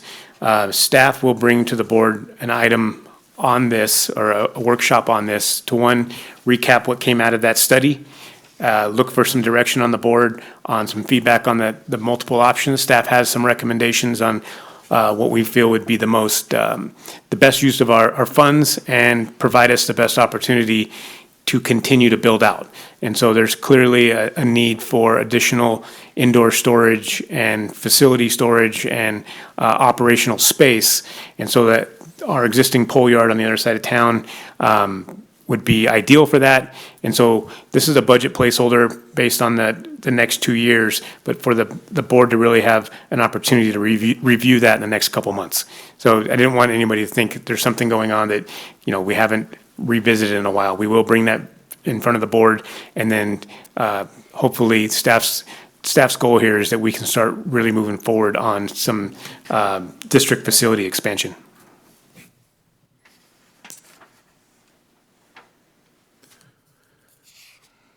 Okay, thank you, Brian. Page 28.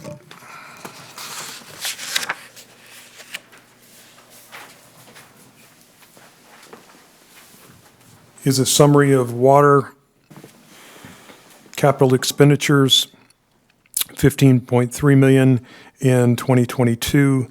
There is new debt issuance scheduled. One of those items is in red, and that's because new information since the staff report was put together is we are not thinking right now that that project is going to materialize in 2022. So I need to, as part of the next budget draft, I need to move that red item to probably 2024. So that will be an amendment to this page.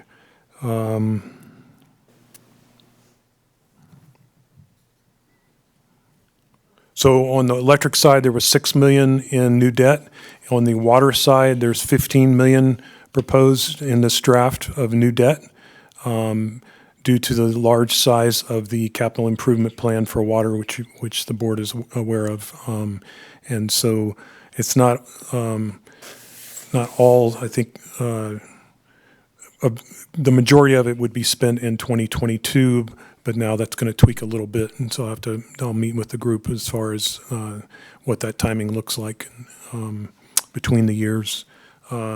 Bonds are tricky, a little bit tricky because of, and I'm sure most of you have experience with this, but it's not like a line of credit. Like I can't just borrow 6 million this year and then another 6 million the next year and another 6 without kind of a ratcheting up of costs. So it's more in bigger slugs where appropriate, and you do have time to spend it. You don't have to spend it all within 6 months of receiving or anything like that. But so we're balancing that, the debt issuance, and we're also balancing what the market's going to do with interest rates.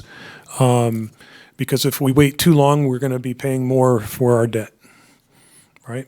But if we borrow too early, we'll have a thing called not arbitrage, but negative arbitrage, where we borrowed the funds, and since we haven't spent them, we're investing, but we're investing at 1%, and the interest rate is 2.5. So we have it's opportunity cost. It's kind of costing us money in advance. So a balancing act that we will need to dial in.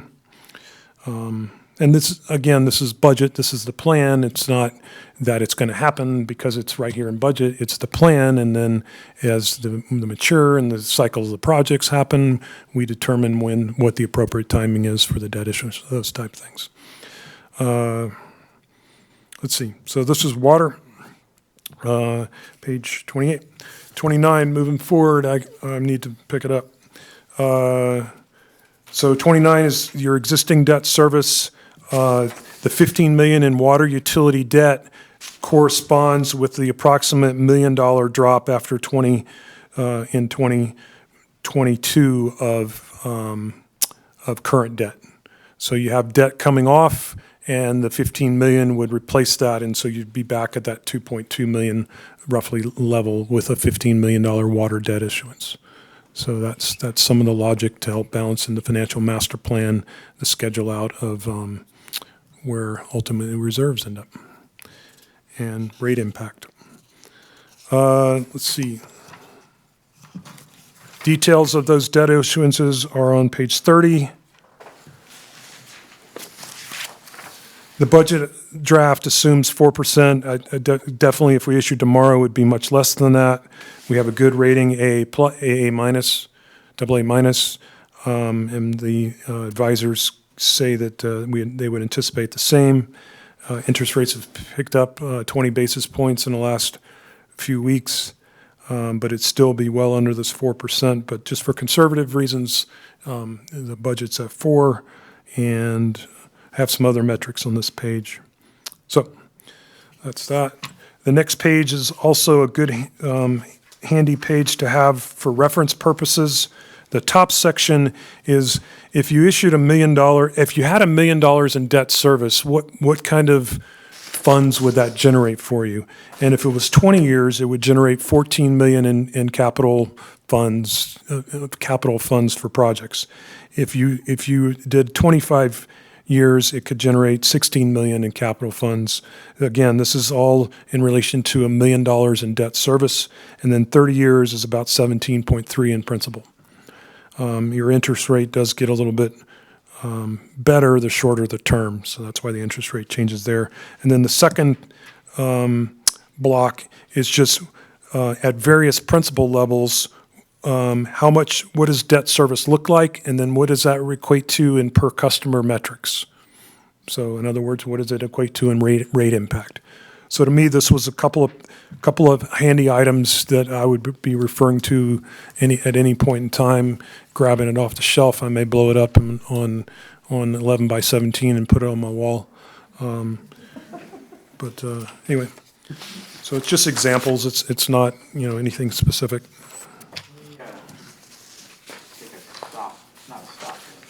Stop there before you move on to pension and talk about capital real quick. Two things.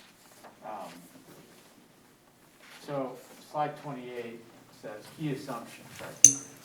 Slide 28 says key assumptions, capital expenditures. So in 22 you have 15.28 million of, I'm going to call it planned capital. Obviously financed through debt and facility fees. That's a whole lot more than we've been doing lately. And I'm curious if there's something else coming discussing how, as a engineering department or staff, is that you guys can actually accomplish all of this work next year. I'm just thinking out loud.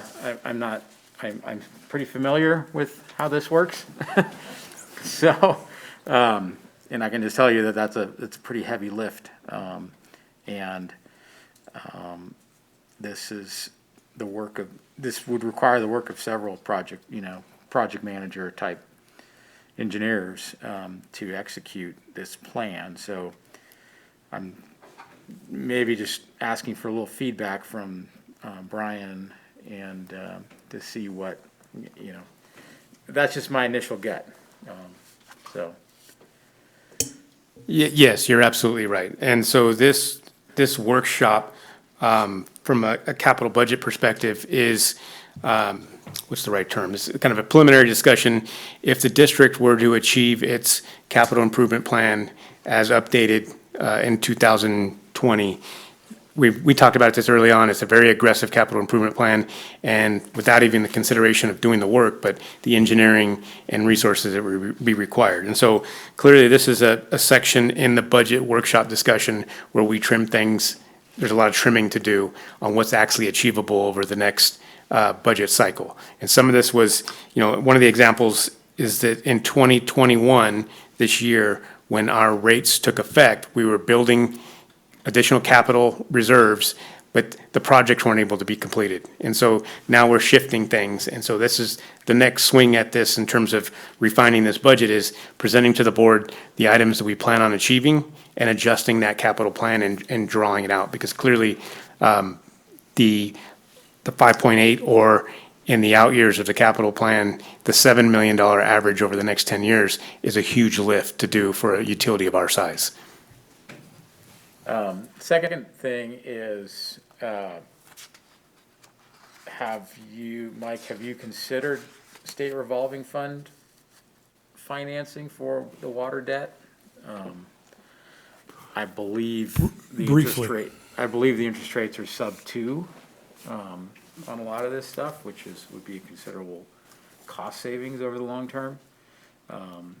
I can tell you it's a much more onerous process to apply for that funding.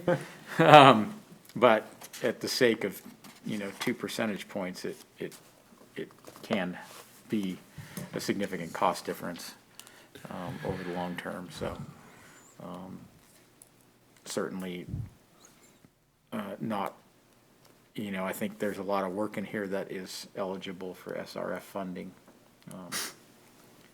So I urge you to kind of take a look at that. So if there's opportunities to save interest on the debt in the long term, and I think their terms may be 30 years. I think that's something definitely that staff can bring back and evaluate.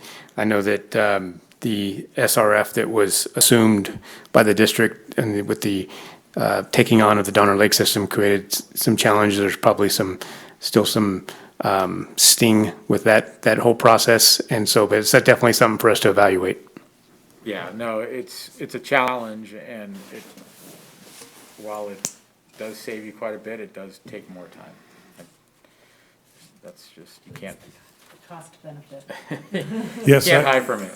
I certainly am aware of that program and the scars just from my short tenure here from the existing SRF are deep. But there could be some prime candidates for that, and it should be looked at with a close. Yeah, there are.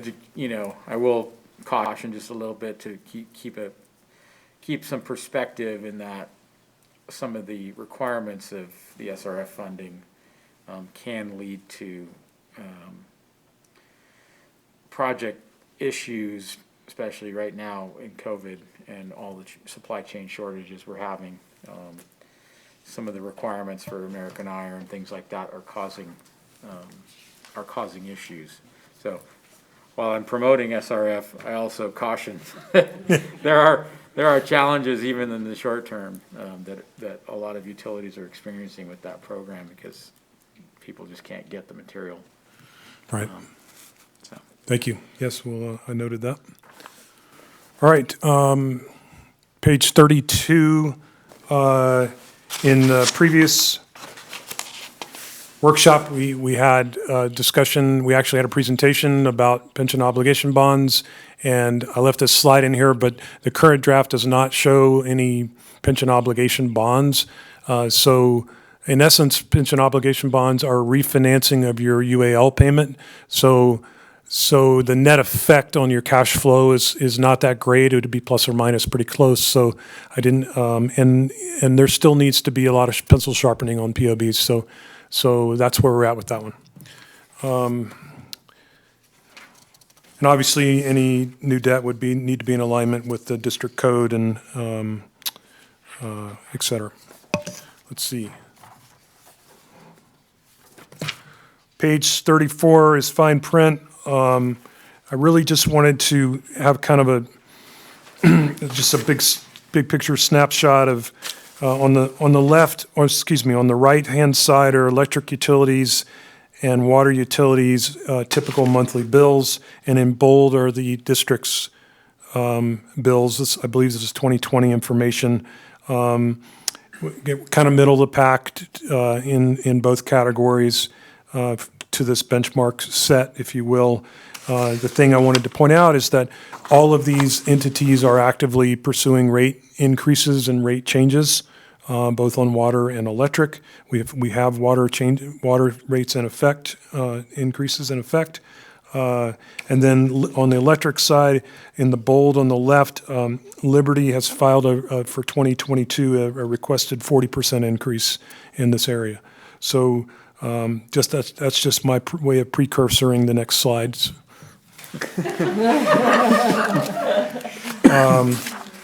So on the electric side, in 2017, they had their first ratings. 2017 was the first rate increase since 2009, and that's a bit of a pro and a con thing. It's customers love it, but it can set you back because costs, I assure you, did not stay flat from 2009 to 2017 overall.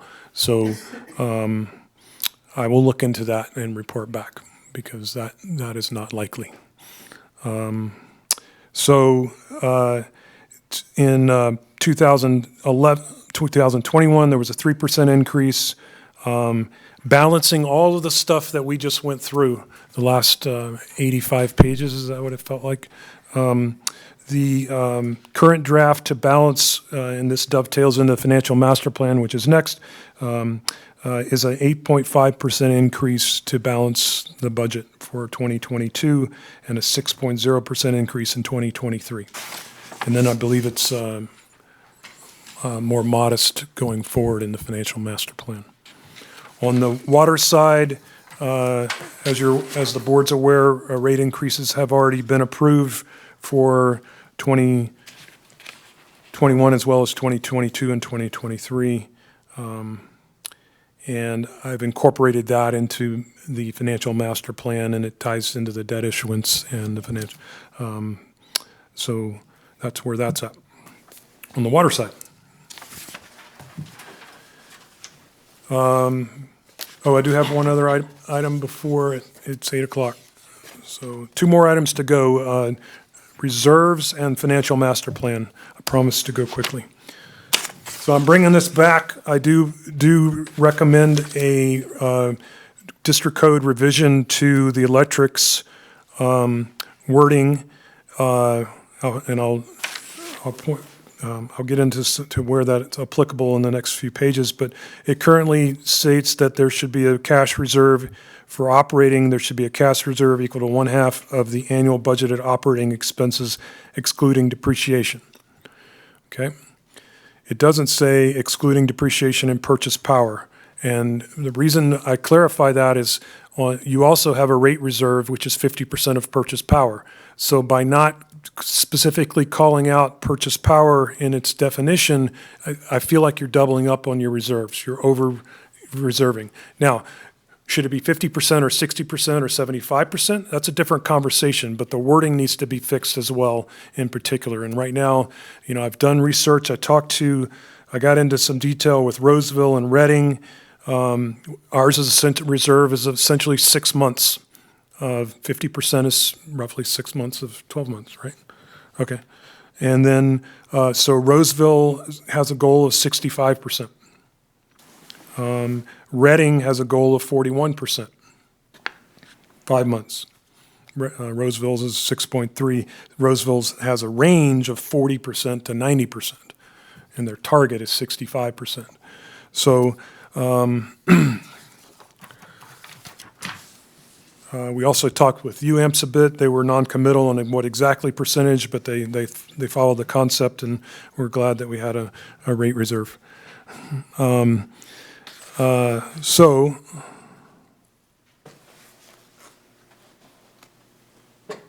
I think, again, I recommend a slight revision. And to see that visually, if we flip forward to page 39, which was my next discussion point anyway,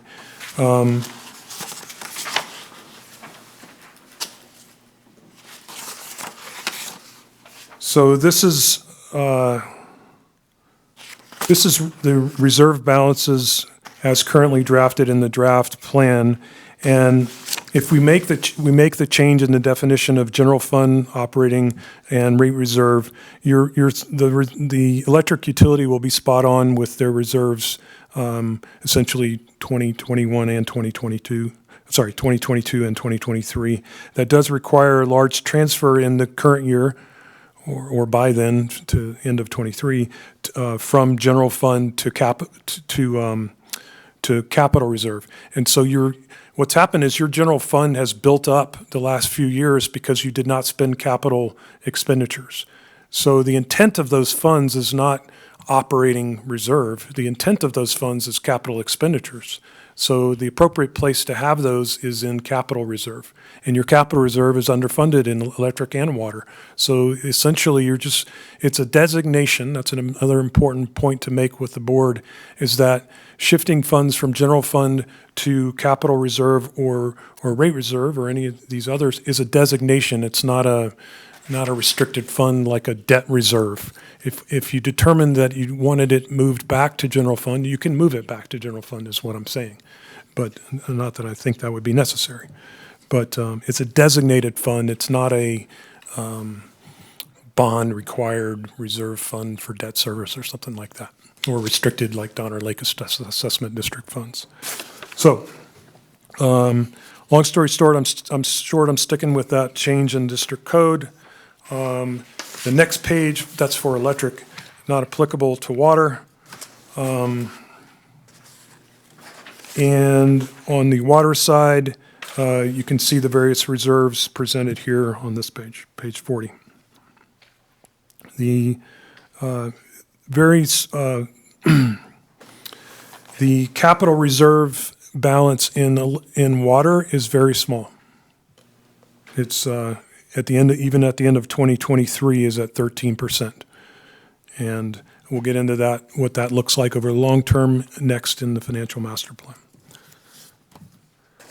I think everyone on the board is familiar with the financial master plan. It's a 10-year outlook rolling forward from the current budget cycle of 2022 and 2023, rolling out 8 years.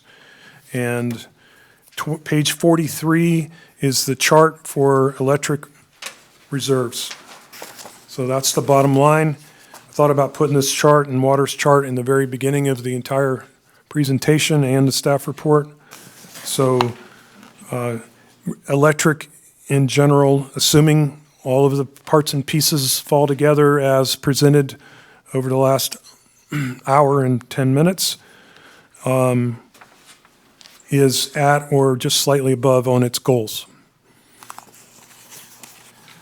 Flipping 2 pages for water, they do not get there until 2031. And that's with the known healthy increases in rates, but there's also healthy increases in the capital expenditures based on the capital expenditure plan that's known to be needed to address the aging infrastructure of plant. I forget the exact percentage, but the investment in capital plant here at the district is, it's like 2 to 1, I think, a water versus electric. So the capital investment needs, the capital infrastructure for water, you don't see it, it's underground, and there's pump stations and stuff, but there's pump stations and not lift stations, pumping zones, there's wells, there's tanks, and there's a lot of pipe, and it's aging. And that investment is much larger than on the electric side, the capital infrastructure. So I think that would be a good visual for the board. So even with debt issuance, even with rate increases for water, it still doesn't. The water utility still does not get to the goals established in district code for operating reserve and capital reserve until the final year.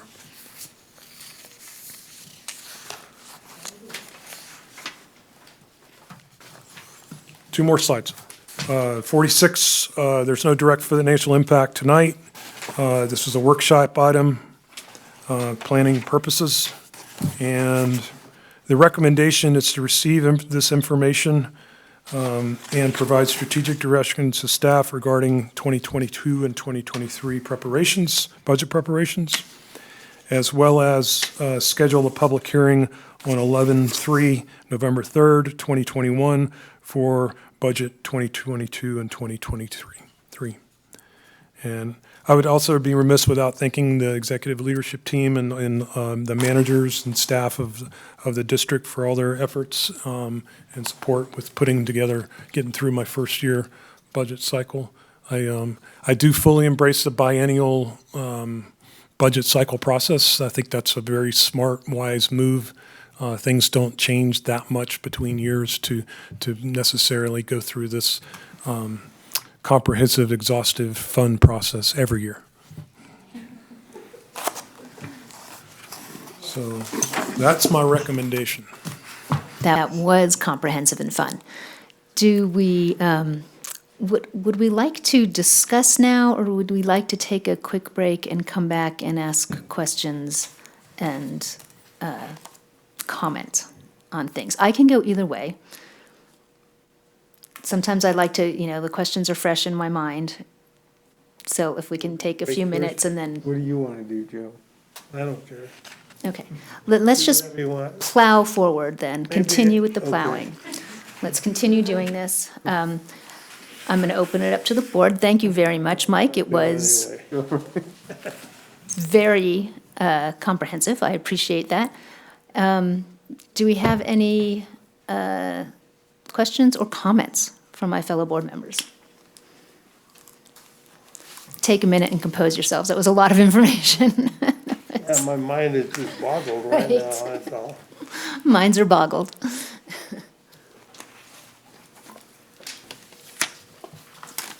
think I got most of my questions answered as we went through, so I'm okay for now. Right, and of course, if things come to us, of course, staff is available for, GM, we can run questions that if we forget something, we can follow up. I think one big takeaway would be, slide 35, bottom bullet, just electric rate discussions. I'm with you on that, Director Bender. How often do we look at our electric rates? I mean, obviously, we did a very thorough water analysis last year, and we ended up with a decision on our rates. I know we have a study, time of use study, electrification study ongoing now that we're expecting to hear about soon. But generally, I don't recall, I've only been on the board for a couple of years, but looking at electric rates and making a decision of any sort regarding them. Yeah, we don't have to do the formal process like Prop 218 like we have to do with water. So Okay. I think it comes more organically through these discussions, and we set those rates sort of, through a much more simplified process, which is Okay. what are the needs, versus having to go through the 218 process and the vote and all that stuff. And the public So, hearing, et cetera. Public hearing, et cetera, yep. Yeah. Okay. I think I'm grateful for that at this moment, because I think that our electric rates, we're going to have to be kind of nimble, because it's a really volatile moment in the electric markets arena right now. So that's a good thing. And I think it's also a really, see, this is where the magic happens with the financial officer of finding, identifying that we have been sort of essentially double saving by funding our electric rate reserve and also our general fund reserve. So we had an overlap there. We were saving twice essentially. You're saving at the goal, to clarify, your goal essentially was 75% of operating expenses, not 50%. And whereas the wording all says 50%, but the net effect was a 75%. Okay. There is no right answer, and also you're not always at that exact reserve number. So both electric and water have been under that figure. Electric's pretty close, though, if you adjust the district code wording to be 50% funded, not 75% funded, you'd be very close on your funding levels for electric with the proposed rate increases as Okay, which presented. were, sort of slid in there, the 8% and this. I'm like, oh, we're increasing our rates. Great. I didn't realize that. What does that look like? You did provide us what that looked like. In my head, as I was reading that, I was envisioning like a little pot of money that you had discovered essentially, because we were. Yeah, I appreciate that, but I wouldn't call it that. It's real money, but, and to the extent, the greater your reserve balance, whatever your goal is, the greater the balance, the stronger your financial position. And there's no right answer. There's entities that have little to no reserves. There's entities that have 2 months, 50%, it's 5-6 months is very common. You do see entities that have a greater percentage, 8 or 9 months, or I can't say I've seen one with 12 months, but I'm sure they're out there Right. with a 12-month reserve balance. So in that, it does help when it comes to bond issuances. Perhaps if you had a lot of debt, you might want to build that reserve balance up. And I'm talking unrestricted, designated reserves. You might want to build that up to be a full year. Shows stronger financial strength. You might be able to get a better interest rate on your debt. So we don't have necessarily a ton of debt and a ton of debt issuances. It may not be worth it for us to do that. But so there's pros and cons. There's a balance there. But there is a little more flexibility with how we might be able to use those funds if we transfer them out of the general reserve and into the capital reserve? You have flexibility in both cases. It's just more appropriate that that's your intention Okay. to spend it for capital, so. Okay, because I'm I'm You pro have that. flexibility in both, though. Okay, very good. Thank you. I think something interesting for the board to kind of look at is at the bottom of page 42, is, let's see, Mike's proposed 8.5%, 6.5%. 8.5%, 6.5% increases in 22 and 23, and then a steady 2% moving in the out years. And then translating that onto page 43, which shows us, dipping a little bit below the goal in 24, likely due to some heavy expenditures, but then quickly gaining and moving ahead of our goal. So one of the things that boards do is discuss how to smooth out or minimize the impacts of rates onto our customers. So, one of the topics of discussion would be, to drill down on 8.5 and 6.5, and then really what I would consider to be a pretty unaggressive 2%.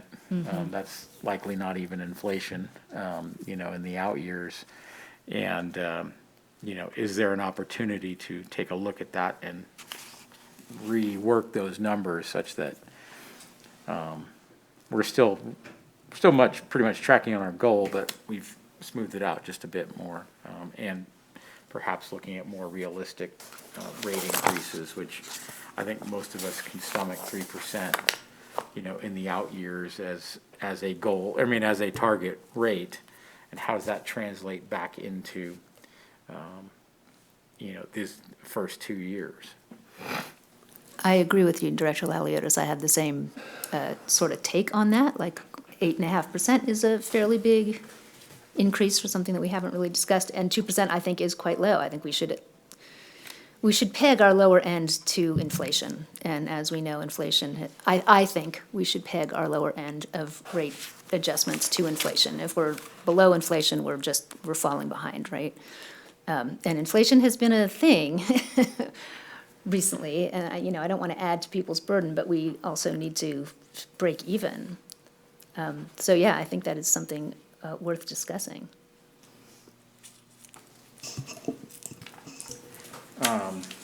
Water, we've always struggled in water.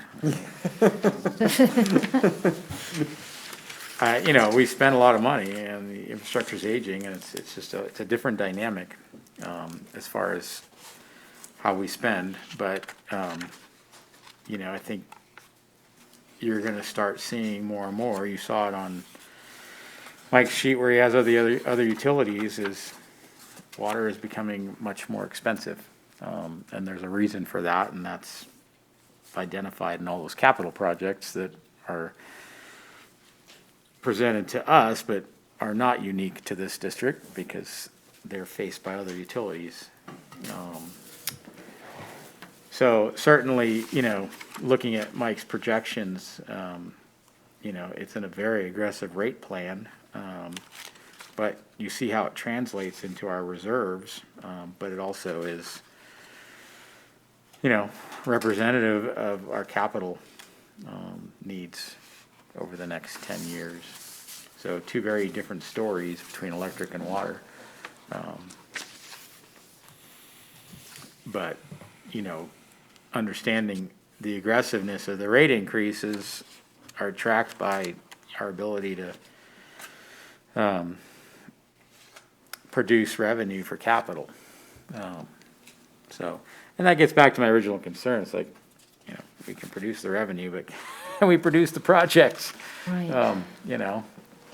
It's a lot of work to pump out $7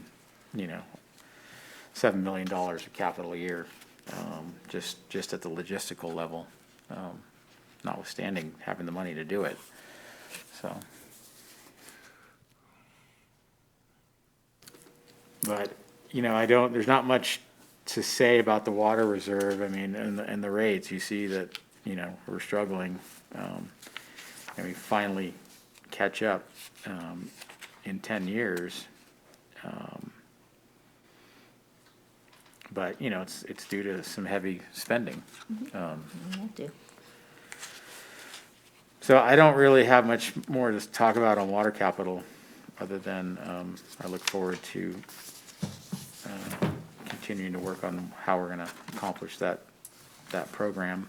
And then perhaps my suggestion would be maybe we look at readjusting electric, you know, with 3% in the out years and see how that blends back into the first 2 years. To perhaps smooth our, you know, we may take a hit in the first couple of years, but we eventually hit our target or exceed our target. Yeah, no, I agree. And I also think we should be cognizant of the changes that are going on the electric side, that we may start to mirror the same issues we have on the water side, like the infrastructure, as the cost of renewable energy, for example, does come down precipitously, which we saw in solar. We saw but it still costs us the same amount, if not more, as we need to adapt the grid to that resource. So we are going to be spending money, capital investments, and maintenance and upgrades on the electric side that we haven't seen in the past. So, you know, it is quite possible that the electric billing end is going to start looking like the water end, where our biggest expenditures are capital maintenance. We're maintaining, it's not that we're paying for water, we're paying for pumping the water through the pipes and into the storage tanks and those sorts of things. And of course, we're paying for electricity to do it. But I think that's one of the shifts that we are seeing in the utility industry across the board. So keep that in mind. That might be an argument for the reserves being robust again, because these things are going to come down. We're going to need utility storage to deal with solar and wind energy, et cetera. So just again, thinking about those things as relates to budget, we're going to have to spend money on those things that we haven't done in the past on the electrical side. The shuffle continues. So for the board's just kind of information background, I believe in November, staff will be presenting a presentation on electric rates in addition to our budget. Is that correct? Either November or December. So we'll present a workshop on electric rates to have further discussion, detailed discussion on electric rates with an intended kind of our goal is to have an approval by the December board meeting. There's one board meeting in December for the rates to be established for at least 2022. And your earlier question on what's kind of the standard procedure for electric rates, it's at the board's discretion. And so, as Vice President Laliotis pointed out, we don't have to go through the months-long formal process like a Prop 218, but we do have to have some official adoptions and set those timeframes. And so we have as you mentioned, President Finn will have a presentation next board meeting on the 20th on conservation and sustainability on our electric end, the electric end of our operation, and then a budget workshop as well. And so these discussions can get a little bit more detailed, and perhaps we can present to the board what different options would look like. Thank you. And bringing up the words sustainability and conservation, I didn't see a dedicated line anywhere in those. So I would like to see that a little bit more robustly addressed, because it's going to also be a key component as we shift to electrification. We've seen demand grow. Demand is going to continue to grow. How are we going to match that with sustainable practices? You know, the pie is going to get bigger. We know that we need electrification to happen to tackle our climate change problem. So that's going to be more renewables, more changes to the grid, and we still have to encourage our customers, even though they're getting electric cars and they're using that much more energy, how can we also save energy at the same time? It's quite a puzzle, and I think money is going to have to go in that direction. We're going to have to help our customers maneuver through this. We're going to have to help them buy these electric cars that the state of California is mandating we all have to buy. So anyway,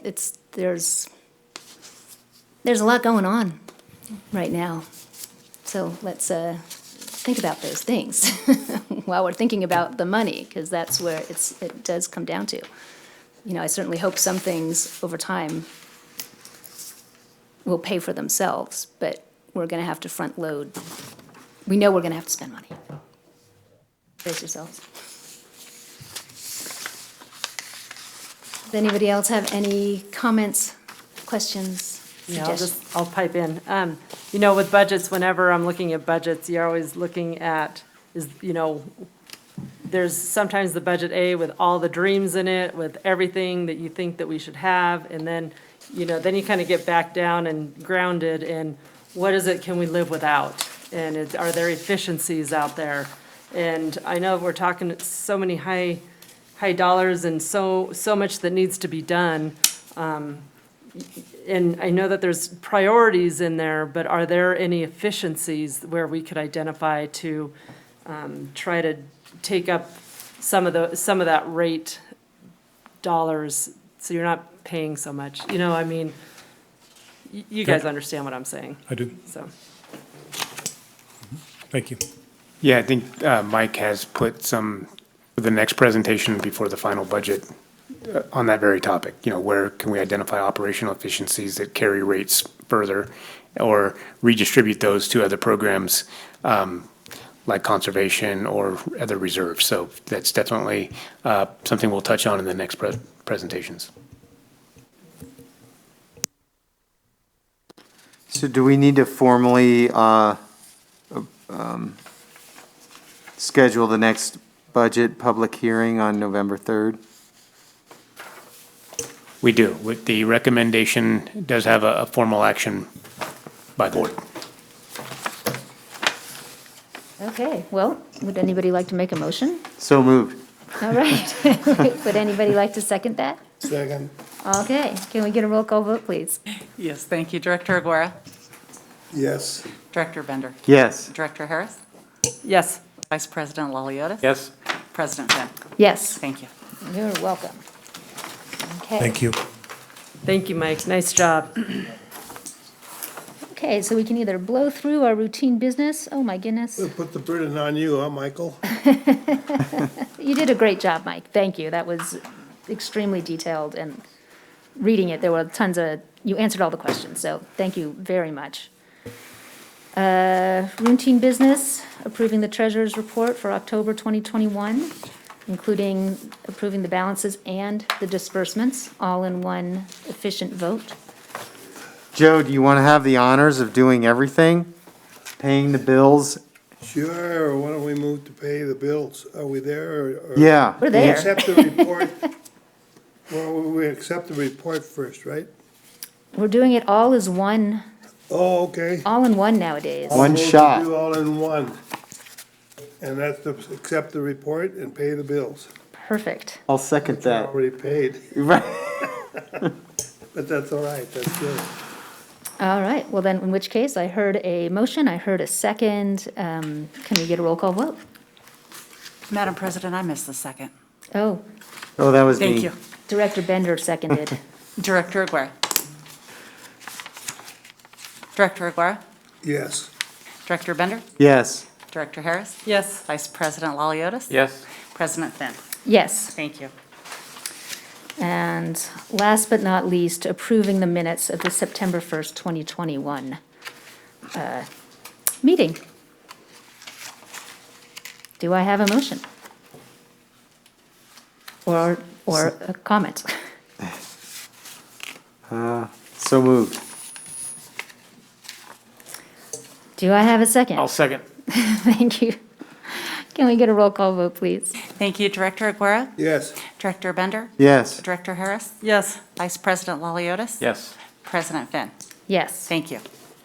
Okay, and that brings us to the end of our regular business this evening.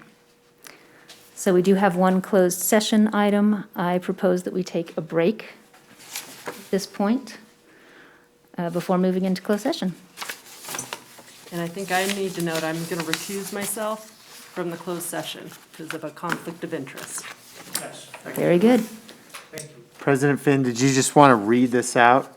and then we go straight in there? Because I think Steve would want you to read it out prior to going in.